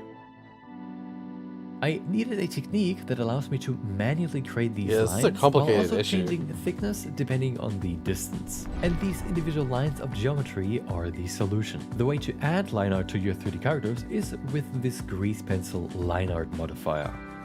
It checks for silhouettes and contours that the camera can see and draws a line over them. So, by creating this second layer of geometry lines that hover over the actual body, the modifier identifies those as contours and turns them into line art. Which is also the way to hide the pixelated texture edges. The line art lines just cover them, so you can't even see them. And now the model is ready to do some test renders to see what a final result could look like. And this is also where the last technique comes into play that turns Deadpool's look from good to great. Kiss me in the rain tonight. I'm here at the borderline. Something a lot of people have commented under my Berserk video is the lack of compositing. Compositing can completely transform your animation, but so far I haven't really spent much time learning how to do it properly. So for this project, I'm finally getting into it. First, we need something to edit. So now I can finally see whether Deadpool is animation ready or not. And he actually works surprisingly well. Look at the hands, for example, compared to before. Or the elbow, which now actually exists. To create these super dynamic poses, you have to almost break the rig, stretching and scaling his body to create extreme foreshortening like this. But for this kind of animation, an expressive pose is much more important than realism, so you actually have much more freedom in how you're posing the characters. That's something I immediately thought about when I started saying this, was like the fact that to make it look more drawn, you'll need to have like a rig that's not super rigid. Because you want that stretch and squash. Trying out a new game and it's beating my computer into submission. Oh, what's the new game? What is that? Where I share all tips and tricks I don't that know what it learned is, but during I've heard these of projects. it. Oftentimes, I come across info that I've never seen explained anywhere else, and in this newsletter, I can share that stuff in more depth than I ever could in a. Yeah, really cool. I love looking into animation stuff. I was gonna say, what do I know what I've heard that. Yeah, I was gonna say, I remember, I think I've got it wishlist on Steam or something. If it's even on Steam. I definitely remember seeing this though. Oh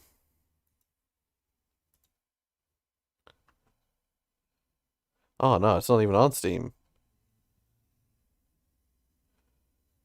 Or is it not? Is it? Is it or is it not?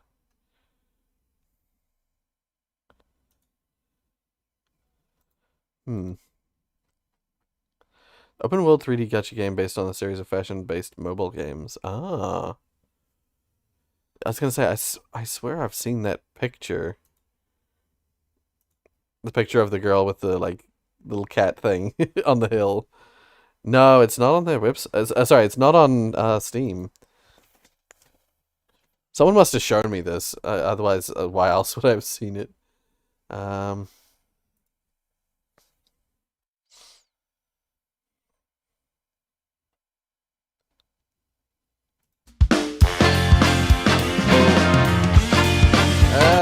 Loud music on their website. But yeah, yeah. Is it made by the same people who made Genshin Impact? Or is it just like Genshin Impact? I swear I saw something about it just now. No, it's not? Okay. What was that? I just saw something about it. So I saw the Genshin Impact listed next to it. Oh, because this person compared it. This reviewer compared it. It says, it's a pacifistic Genshin Impact wearing a pretty dress. That's what they described it as. Yeah, it does look pretty. Looks very like the graphical style is very intense, very like very impressive, I should say. Yeah. Anyway, let's keep moving. World of Goo 2. Yeah, I heard about this. This came out like a few years ago, didn't it? Oh no, was it this year? I saw a video about this, and they were talking about how, like, yeah, over a decade after the original, they're releasing a sequel.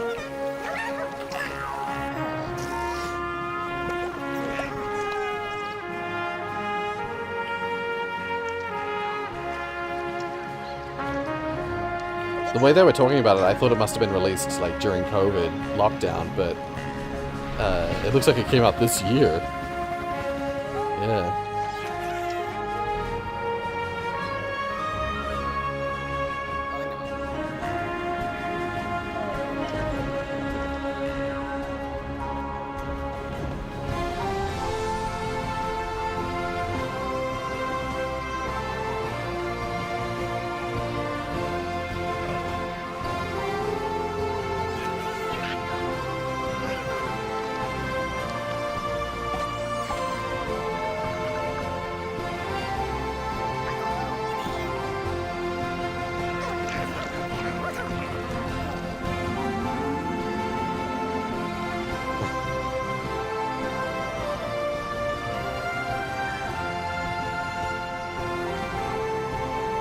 Peak bridge building. I kind of sucked at World of Goo, if I recall correctly. I really struggled with it. Right. Yeah. Unfortunately, I've kind of had the premise, or one of the main premises of World of Goo 2 spoiled because of the video I watched. I watched a video by a creator I really like named Jacob Geller. And he talked about... Well, maybe I shouldn't say what he talked about because it might spoil it for other people. So I won't say what it's about. But it kind of spoiled, like, one of the main features of World of Goo 2.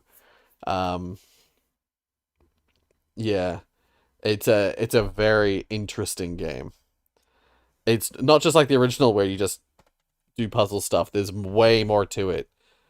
It's way more than just building goo towers like the original, or goo bridges like the original had. There's a real, a whole lot more to it than that, and I won't say any more because I don't want to spoil it. Anyway, Hololf, Lolf,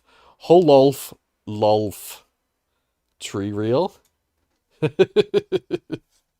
I could tell by the hyphen that I was like, I think it's supposed to be Half-Life.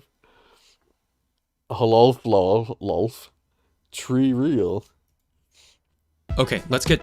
I think I've seen this. I think I've seen this exact video. Oh, that's actually something I was going to do in this reaction stream if I had time, was watch the Half-Life 2 documentary thing. Because I watched it in my own time. Because I couldn't wait to watch it on stream. But I'd kind of like to watch it on stream and talk with you guys about it. So maybe I'll do that in a nearby stream. In a stream near you.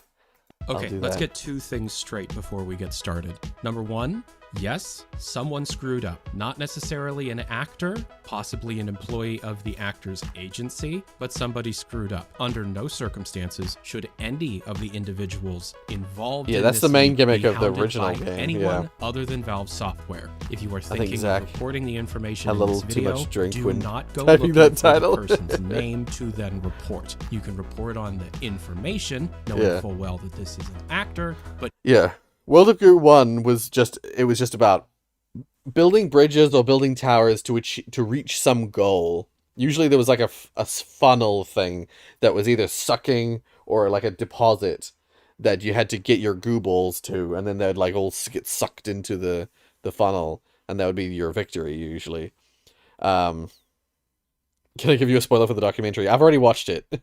So yeah, no, that it does still apply to World of Goo 2, but there's a lot more to World of Goo 2 than just building goo towers and goo bridges and things. Yeah, there's a lot more. There's a lot more to it. Right. I from what I'd heard from what I was told, they said that it was mostly the same kind of gameplay, at least initially. The puzzles were. Again, I try not to spoil it for people who want to play it, but for the first portion of the game, it was mostly retreading the same kind of ground that was in the original World of Goo. But then something happens, and yeah, suddenly the game is extremely varied, and the puzzles are very different, and it's no longer just building towers and bridges of goo balls. Let's just say that. Let's not go any further to not spoil it anymore. Do not try and signal boost the specific identities of the people. That is awful. Do not do that. As for the video, almost everything you're about to hear is real, is not speculation, and comes directly from data mines of Valve's recent updates. The only time something is speculation, it will be very obviously labeled. If we're in agreement on that, please keep watching.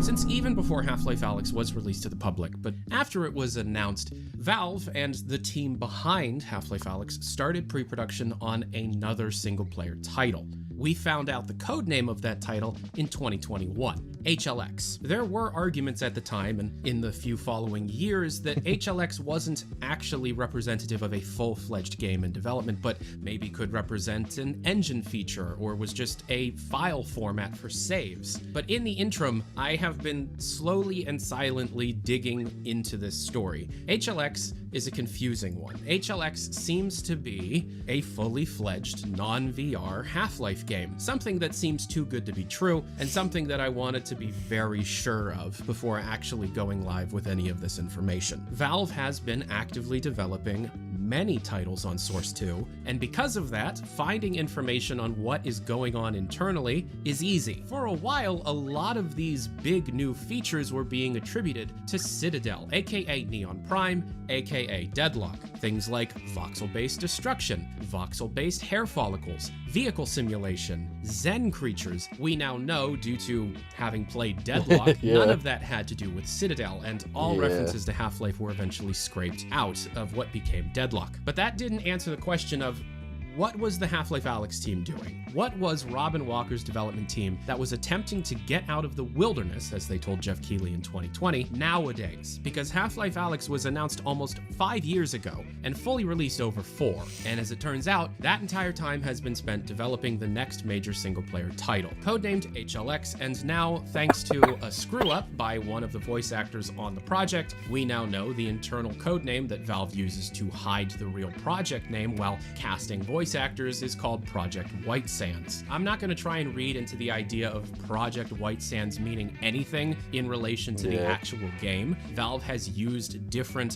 very random code names when casting for things, such as Hot Dog for Left 4 Dead VR and Left 4 Dead 3, and Jamiroquai for Half-Life Alyx. Project White Sands is just one of those titles that is most likely being used to obfuscate any leaks that may occur. Yeah. That said, the name Project White Sands leaking has come around the same time that we've learned about an unannounced title being in development, according to another resume by another former Valve employee that stated that between 2020 and 2023, this individual left the company in 2023, level design, layouts, lighting, combat encounters, and puzzles were being developed on this title. And while data mining, well, we've learned a lot, and I'm still in the process of data mining everything. I only a few weeks ago got back from my honeymoon, and planning my wedding took the majority of my time through this calendar year, so I have missed a lot of updates that I'm slowly catching up on. And there is a much larger, more coherent video in production that was supposed to be talking about all of this. I had to push forward some of this information because of this Project White Sands leak. We know, according to strings inside of things like Dota 2 and Counter-Strike 2, that the character you play as in whatever HLX is wears an HEV suit. Goes, as the internal strings call it, off-world, where there are workers and things called storks and pentatanks. Pentatank feral sentry. man hacks. And my favorite, Zen gorillas, is a real thing that Valve at one point or Zen even jellyfish, now Zen is swooper. developing. It was an offhand reference in the zoo level of Half-Life Alyx, and they actually tested it, alongside Zen swoopers and Zen jellyfish, things that were initially cut from Half-Life Alyx, but have continued to receive some And form food of development, dig. according Food. to the most recent updates to Valve's Source 2 projects. There is obviously more, including a very detailed simulation of drivable vehicles, and so much more. Do Wheel I think this drag. is Half-Life 3? I gotta be very careful in answering that question. But yes, I think that this is a non-VR Half-Life game that you play an HEV suit wearing character in development at Valve Software. Yes. It has been in development since Half-Life Alyx has Doesn't released. necessarily mean it's Because Half-Life it's been in 3. development for over 4 years. But- Also because, according to Datamine's systems architecture has been slowing down, yet features architecture has been speeding up. It seems as if things are happening very quickly and are actually nearing a Tyler knows what he's completion doing, date yeah. sooner rather than later. There's so Yeah, much it more is to a explore in this story. There's so Half-Life much more world. to unpack. But again, I HEV missed the suit majority of wearing 2024's data mining. video The majority game of the time that I spent being in developed at 2024 Valve. was trying to predict what eventually became Deadlock. Now that we know what that is, it's easier to discern between what's for Deadlock and what's for Half-Life. And now we have a much bigger picture on what the next Half-Life game is going to be. Codenamed HLX, this appears I'm to be tentatively a non-VR excited. Half-Life game that I'm is cautiously single-player excited. or cooperative or both. It's up in the air.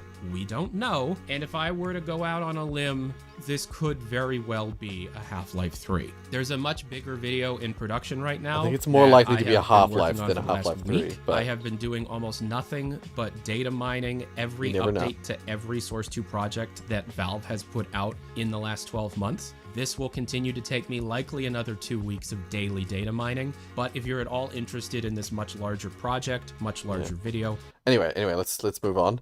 Yeah, very exciting, very cool. And I mean, the stuff we've learned since then, this was from 4 months ago. The stuff we've learned since then, even more so, even more exciting than some of the previous stuff about that. My first custom Luxor 2 level. Oh. Farms of Spheres. It looks very Minecraft. I'll skip in a little bit.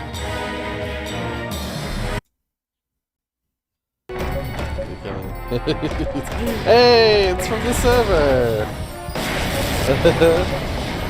Awesome. It's in the farming area of our village. Yeah. I didn't recognize it from the thumbnail, but once I got in, once the video started. Hell yeah.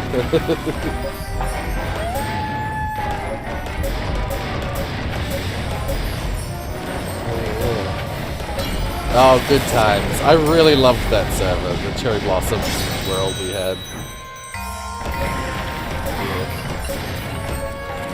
Yeah, no, it very much looks like it's going to be a Zen-themed game. Or if not Zen-themed, then Border World, the Combine world. But to me, it looks like it's going to be, you're going to have some access to Zen again, the old school Zen. I love how it's going around the farms, moving through the parts of the space. We've like plotted it to go around the different farms. What do I do? Your best. Yeah. All anyone can ask you is just for you to do your best.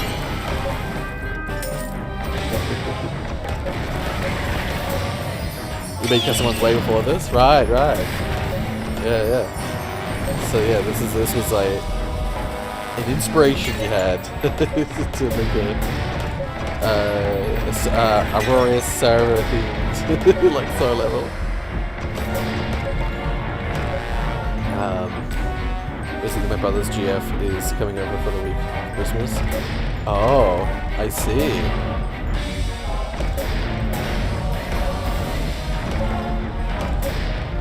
Yeah. Just be yourself. Don't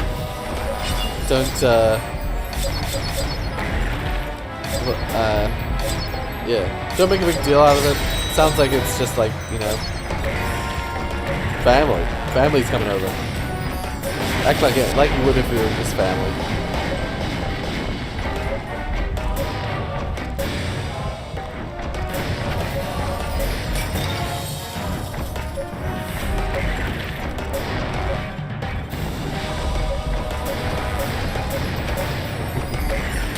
Yeah, I love that they're also coming in through the plus.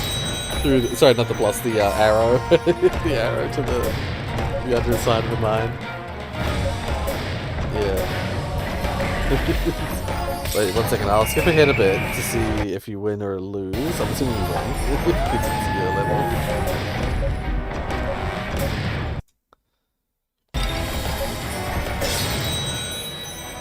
Hell yeah.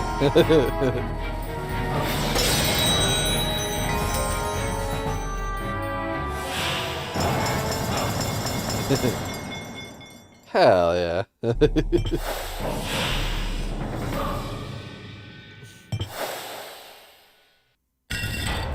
Yeah.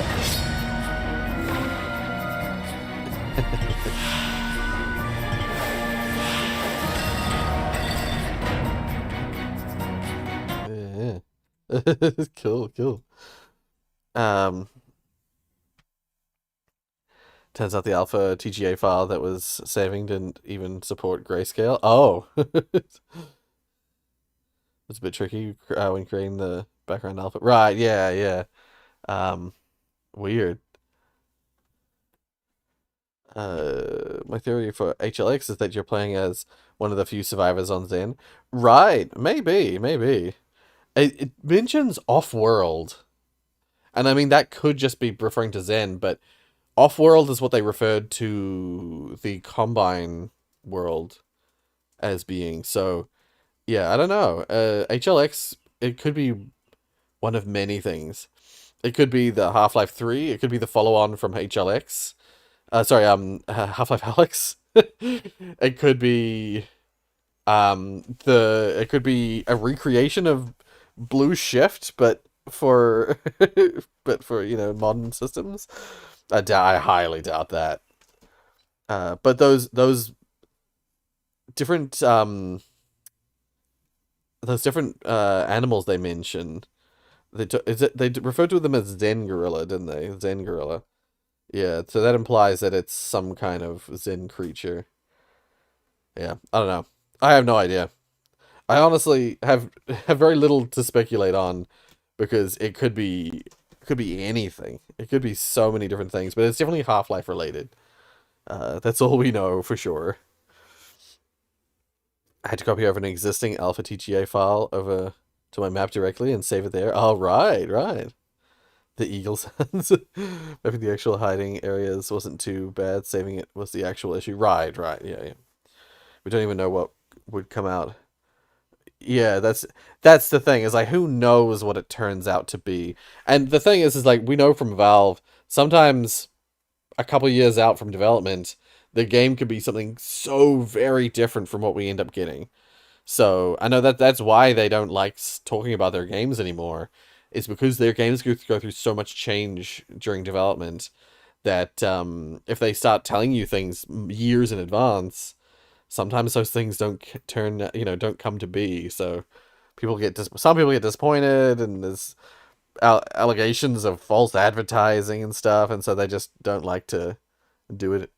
They don't like to share anymore. Oh. Reposted because I had to make changes to the file render. I had this replay sitting in my Prism Launcher instance for almost a year since replay mod wasn't updated. Right.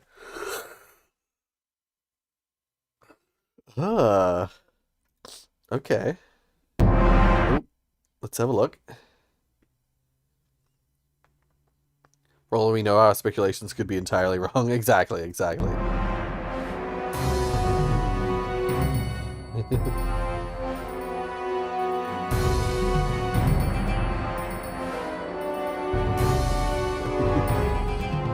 was gonna say, was this on the actual server, or was this a download that you got?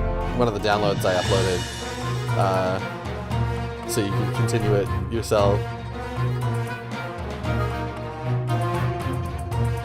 On the actual server. Oh, cool. Freaking awesome.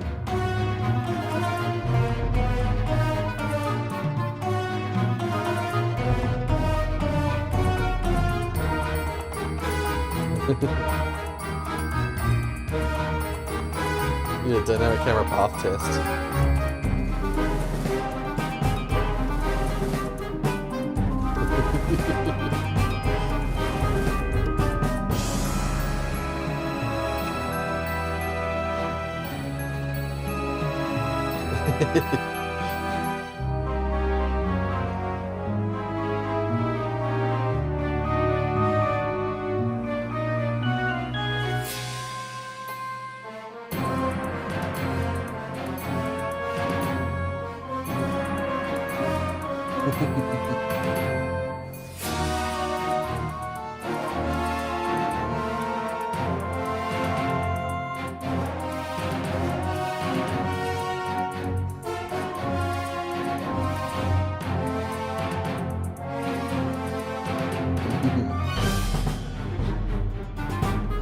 It's interesting seeing the like spectator mode style view of underneath our base, underneath our town.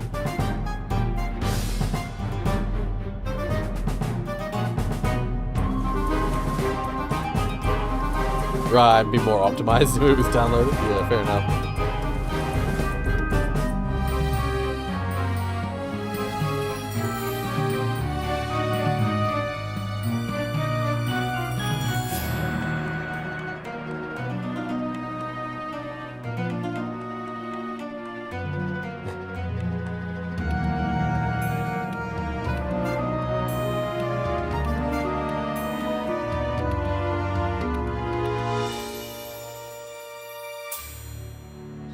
I miss this server.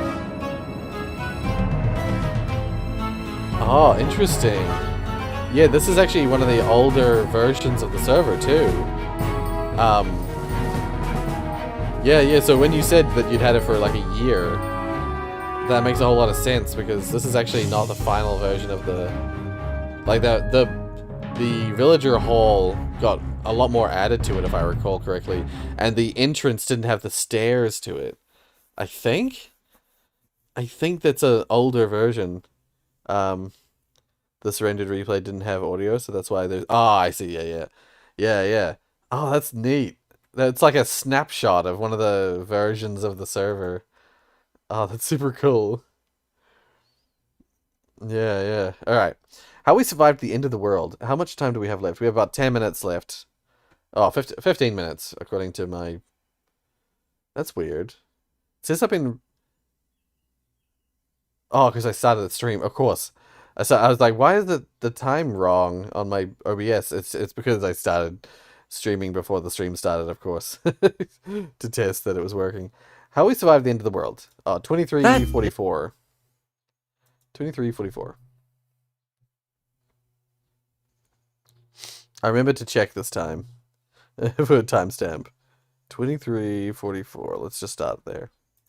Oh my, I had nothing. Yeah, these Minecraft players were the worst. But after that minor hiccup, we were on to the final day. The final day began with me immediately returning to Sipover's base. And this was because I had a feeling that there would be more enchanted golden apples waiting for me. Oh look, they restocked their enchanted golden apples. Yeah, I told you guys they were using creative. After I was done stealing for the day, I went and grabbed some obsidian, and then I piled up to the build limit to construct our final sky base. Bruh. What is that? Listen, it wasn't pretty by any means, but it served its purpose. Now all that was left to do was wait about 2 hours, and then the world was gonna end. Alright, let's go. We logged onto the server under the impression that the meteor was coming any minute, so we quickly made some adjustments to the base, and then we hid inside. Alright. I'm assuming they're on a server where they have a time limit before the world Why ends. is the meteor not coming? I'm so confused. This was the beginning of a 2-hour wait because everything on the scripted side of the event was going terribly. See, Sipover needed people to follow his script for the video, but some of the players online at the time were doing anything but that. Yo, look at this! Look at it! Oh, it's a flooding machine. What? Oh, they're about to get so pissed, bro. Imagine Who? being sip over. This YouTuber and another player got the bright idea to flood the entire server, so the server had to restart multiple times. But I hope you got your content, man. After about another hour of waiting, my friend and I were fully convinced that no meteor was coming at all. The meteor doesn't actually come because Gus... Until that happened. But instead of dying like everyone else, we could just click the respawn button, and we were walking around the server like normal again. Wait.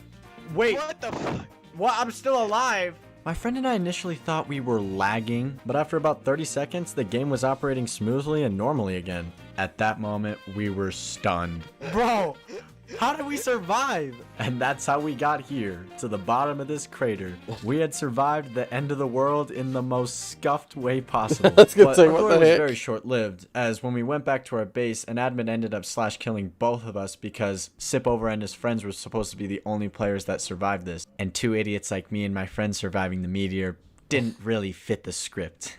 As scuffed and messed up as this event was at times, it was still a blast. So credit to Sipover for putting on this event.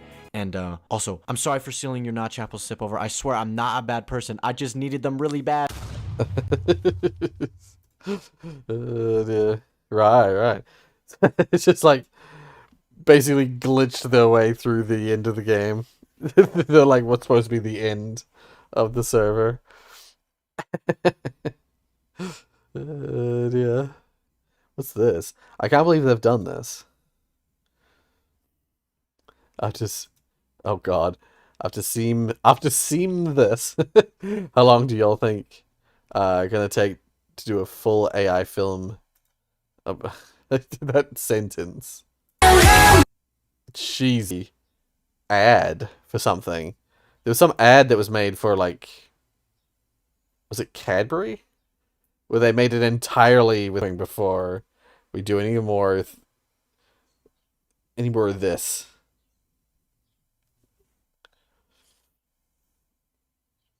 Why is it this AI video is just different well-known leaders in his Gucci vest thing, this fucking vest thing he's wearing.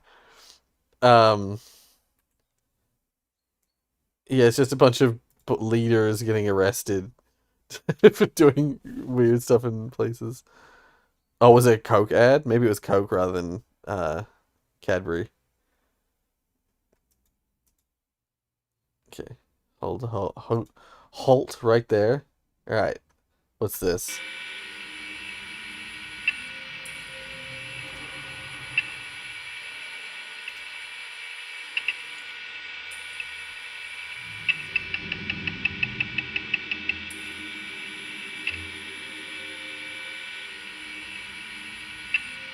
I've downloaded this, by the way, the demo.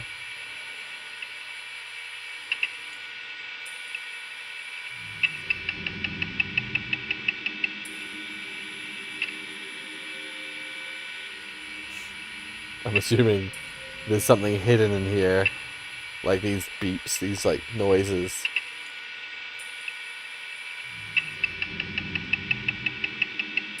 It seems to be repeating.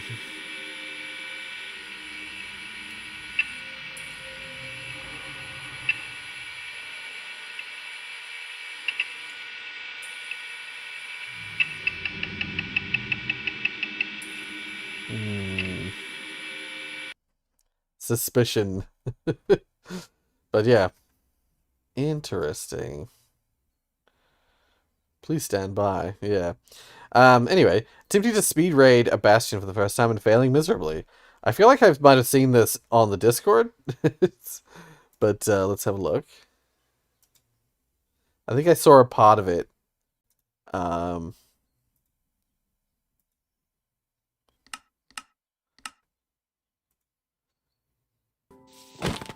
Yeah, I saw a clip. That's what it is. Yeah. Oh, poor boy. What are you doing to that poor armadillo? Oh, it's timestamped. I didn't see it. 2707. 2707. Yeah, I just saw your thing saying if I go into the comments of it, I could have got a timestamp link. Oh well.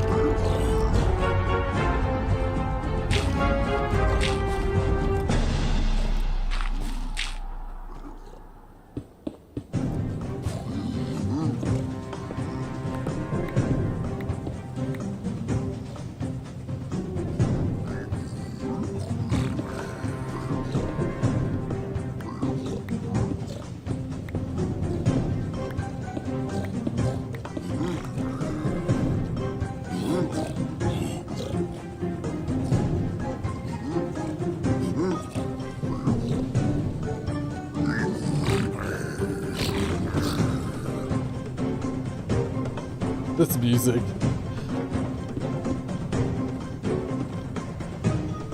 Makes it feel so tense.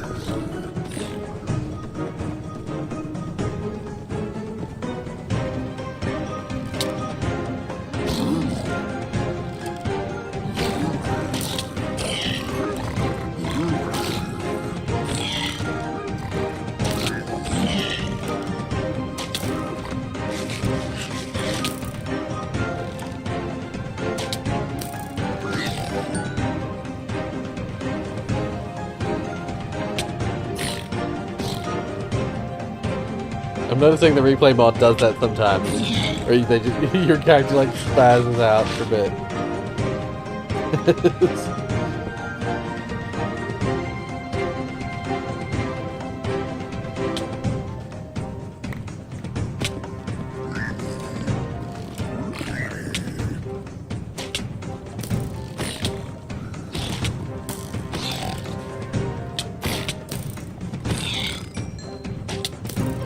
From Clash of Clans. Ah.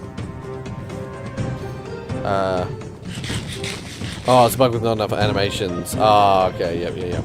Makes sense, yeah.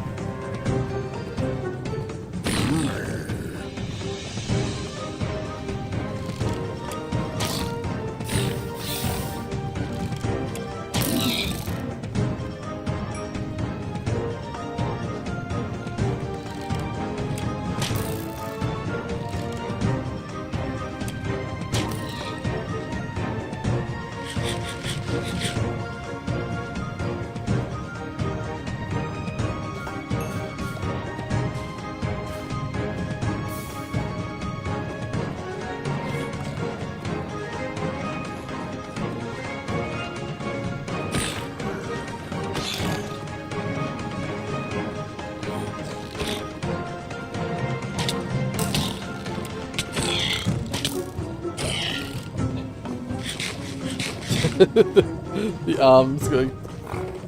It looks so funny. Oh, yeah, that's what I saw. I saw that one, and then I think you get. Yeah. There it is. Oof. Peglin brutes are harsh. I remember the first couple times I did Piglin bastions myself. Yeah. Piglin brutes, man. They're ridiculous. You can have full netherite armor, and they still just do so much damage. Anyway, what's the time left? We've got a couple minutes. So we're still on the, like, 3 months ago section. I'm just gonna put the... I forget how you do it on the new interface. How do I do flare? Is it here? No. Gold axes. Why do they do more than gold swords? That's true. It's true. Change flare. Here we go. Watched. Apply. Yeah. Yeah. So we'll pick up from here next time. But yeah, where it's not too far from the top. Like there's just like 1, 2, 3, 4. and then we're on stuff that was posted like today. Yeah, so it goes from like, yeah, we're on stuff from 3 months ago, but it's like 3 months, 3 months, 3 months, 3 months, 2, 1, 8 days ago, 4 hours, 4 hours, 4 hours. So yeah, it's like, yeah, we're pretty close to the top now, thankfully. Um, hmm. Oh yes, I just to let you know, digits. I watched this video, Scruffy's video on Outer Wilds, and it just made me. I was just like, oh, I wish I could play it again and experience it for the first time again, because I love Outer Wilds so much. Good lol, yeah. Oh, it's so good, and I know he's just talking about the music, but like, oh my god. I mean, music is like a huge factor of the way of just like the joy of that game. I keep forgetting there are mods. I gotta play them. I keep forgetting that. But really quick, I wanted to mention, I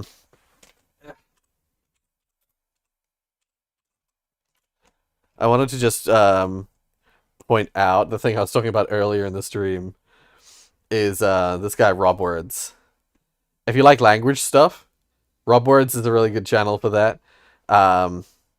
Where is his? He's on Nebula as well, I believe.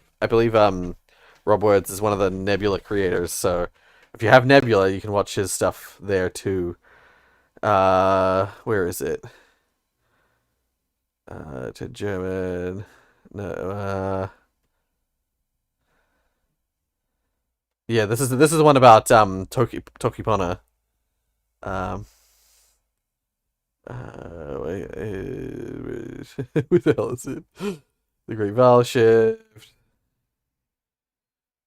I might just have to search for it. English.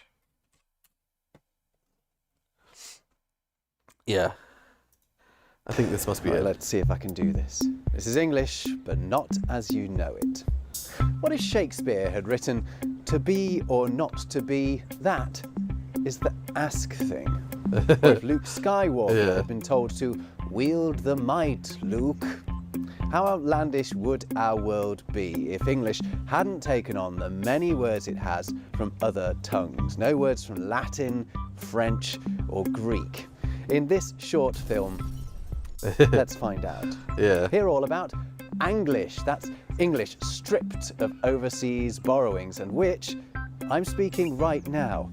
Learn how some of our most name-known speech givers have used Anglo-Saxon words to win us over, and see this world-renowned writ like you've never seen it before. Is English better without the borrowings? Let's find out in another Rob Words. Yeah. So like it's just that whole intro, he was speaking Anglish, where he basically was using it's English is basically, it's not old English. What it is it's modern English, but with using the logic of old English and bringing it forward into modern English. So it's like, imagine, it's basically like I think it started, the first version of English came from, he says it in this video, but I won't play the video because I don't want to steal his video. Go watch Rob Words if you're interested in English. But yeah, essentially it's like Paul Jennings? No, someone Jennings. A writer named someone Jennings. I forget his name. I think it might be Paul Jennings. Famous like writer of all sorts of pieces. He wrote a short story or a short piece that was written in English, and it was basically, his idea was like, what would English be like what would English be like in the modern time if like none of those French, Latin words were added? Like if we were never invaded, if the UK was never invaded by France or the Romans, and it just stayed as it was from the Anglo-Saxon people, and it just evolved to like nowadays sort of thing. It's not quite accurate to that idea, because of course the language would be modified by the nature of the way the language is adapted has been affected by those invasions. But it's like a thought piece on like what take all those words that are words that we've got from French or Latin or Greek, and find a version of them that would work with our language based on the Old English or Germanic origins. Artifexian, Native Lang, and no, I don't think I follow any of them. I follow some language YouTuber people, but I'm not exactly in the circle. So, one second, I'm gonna copy that and paste it to remind myself as well. I'll just add it here. Yeah.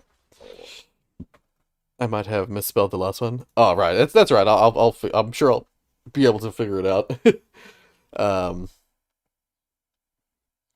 Yeah, native lang definitely immediately came up. But yeah. Oh, and Artifexian? Yeah. But yeah, I'll figure it out. But yeah. No, I while I'm fascinated with language stuff, like in terms of my YouTube suggested or my YouTube's subscriptions and things, I think in terms of language stuff, I only really have Rob Words and there's a YouTuber who does a lot of shorts on language stuff. I don't know his username. I just see him in my shorts all the time. And then there's an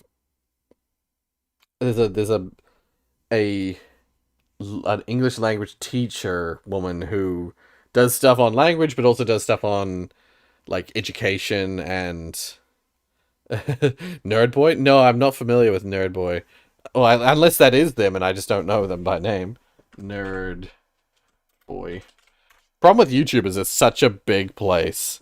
Oh, Nerd Boy, YouTube. No. Not familiar. Dirty blonde glasses. No, he does stuff on just describing him. He does stuff on I was gonna go to my shorts and start like scrolling my shorts, but that'll take forever. Nah, he's just thought I'd have a look at the top suggested shorts. Any more shorts? Is it gonna show? No, it's not gonna show any more shorts. Nah, he does like he I actually don't know if I'm subscribed to him. I just know that he shows up in my suggested all the time. Oh, hey Portal Addict. Welcome to the stream. We're just about to wrap up. Unfortunately, but yeah. He does like sometimes he does stuff to do with like biblical stuff, but then he does stuff on language. The reason I mostly watch him is because he does stuff on language. He much like Rob Words, he brought up he brings up the concept of things like the letter thorn in Old English that used to be the th sound. We never had a ye old something or other. The ye was actually the y, and ye was actually representing the thorn character. And so when you see like ye old pub, it's actually just pronounced the old pub. The old pub, because the th sound looked a lot like a y around the time of the printing press. Iron lamb stuff? Iron lamb. Like, you mean this? Or is it oh,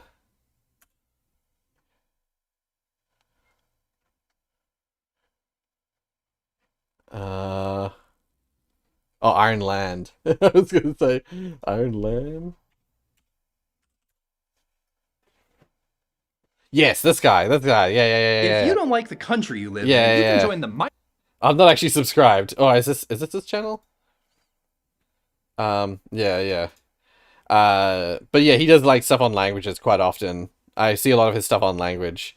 But he does stuff on like biblical stuff, and he does stuff on historic stuff. He does all sorts of content, mostly educational. I'm totally not an addict of Portal. What would make you think that? I don't know. I don't know. Yeah. So his channel name's Magnify. That's another YouTuber who does a lot of interesting If you don't like language and yeah. I'm sure there's more. Oh, there's this guy, Dr. Jeff Lindsay. I watch a few of his stuff, a few videos of his. He does stuff on interesting language trends and stuff like that. But yeah, I mean, there's a few, but I'm by no means like in the language and conlang sphere. So yeah, I'll write down. I've got all those names like saved in tabs over here, so I'll look them up later. But yeah. So yeah, when I run into Nerdboy again, affectionate, I'll send him your way and maybe try to learn his name. Okay, yeah. Send him whenever you come across him again. Send him over and send a link over, and I'll check him out. Yeah. I may have seen him. I may not have. Who knows? My DMs are always open. Yeah.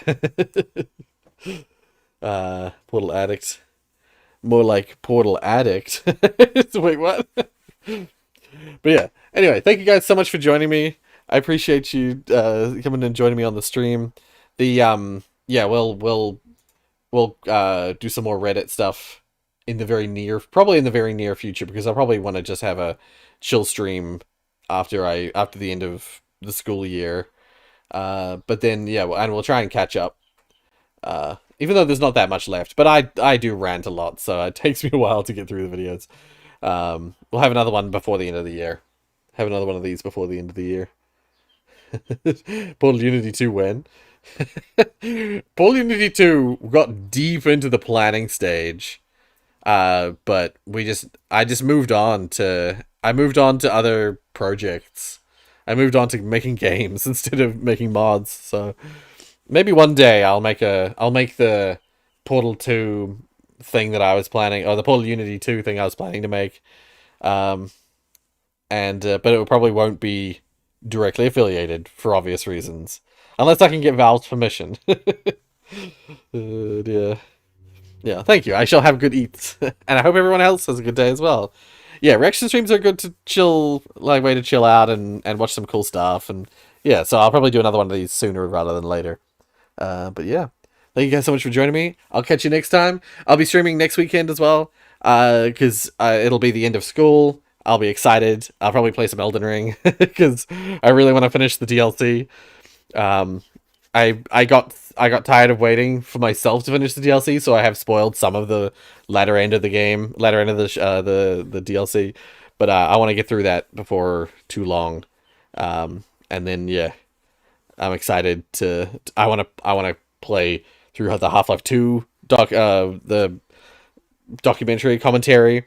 I want to revisit some things. I've got some things downloaded. I want to play Project Borealis. There's a lot of things I want to do. So these holidays coming up are going to be full of stuff, full of me playing cool stuff, hopefully. So yeah, until next time, until next week. See you guys. Have a good rest of your week. Have a good week, and I'll see you all next time. All right, bye. Bye.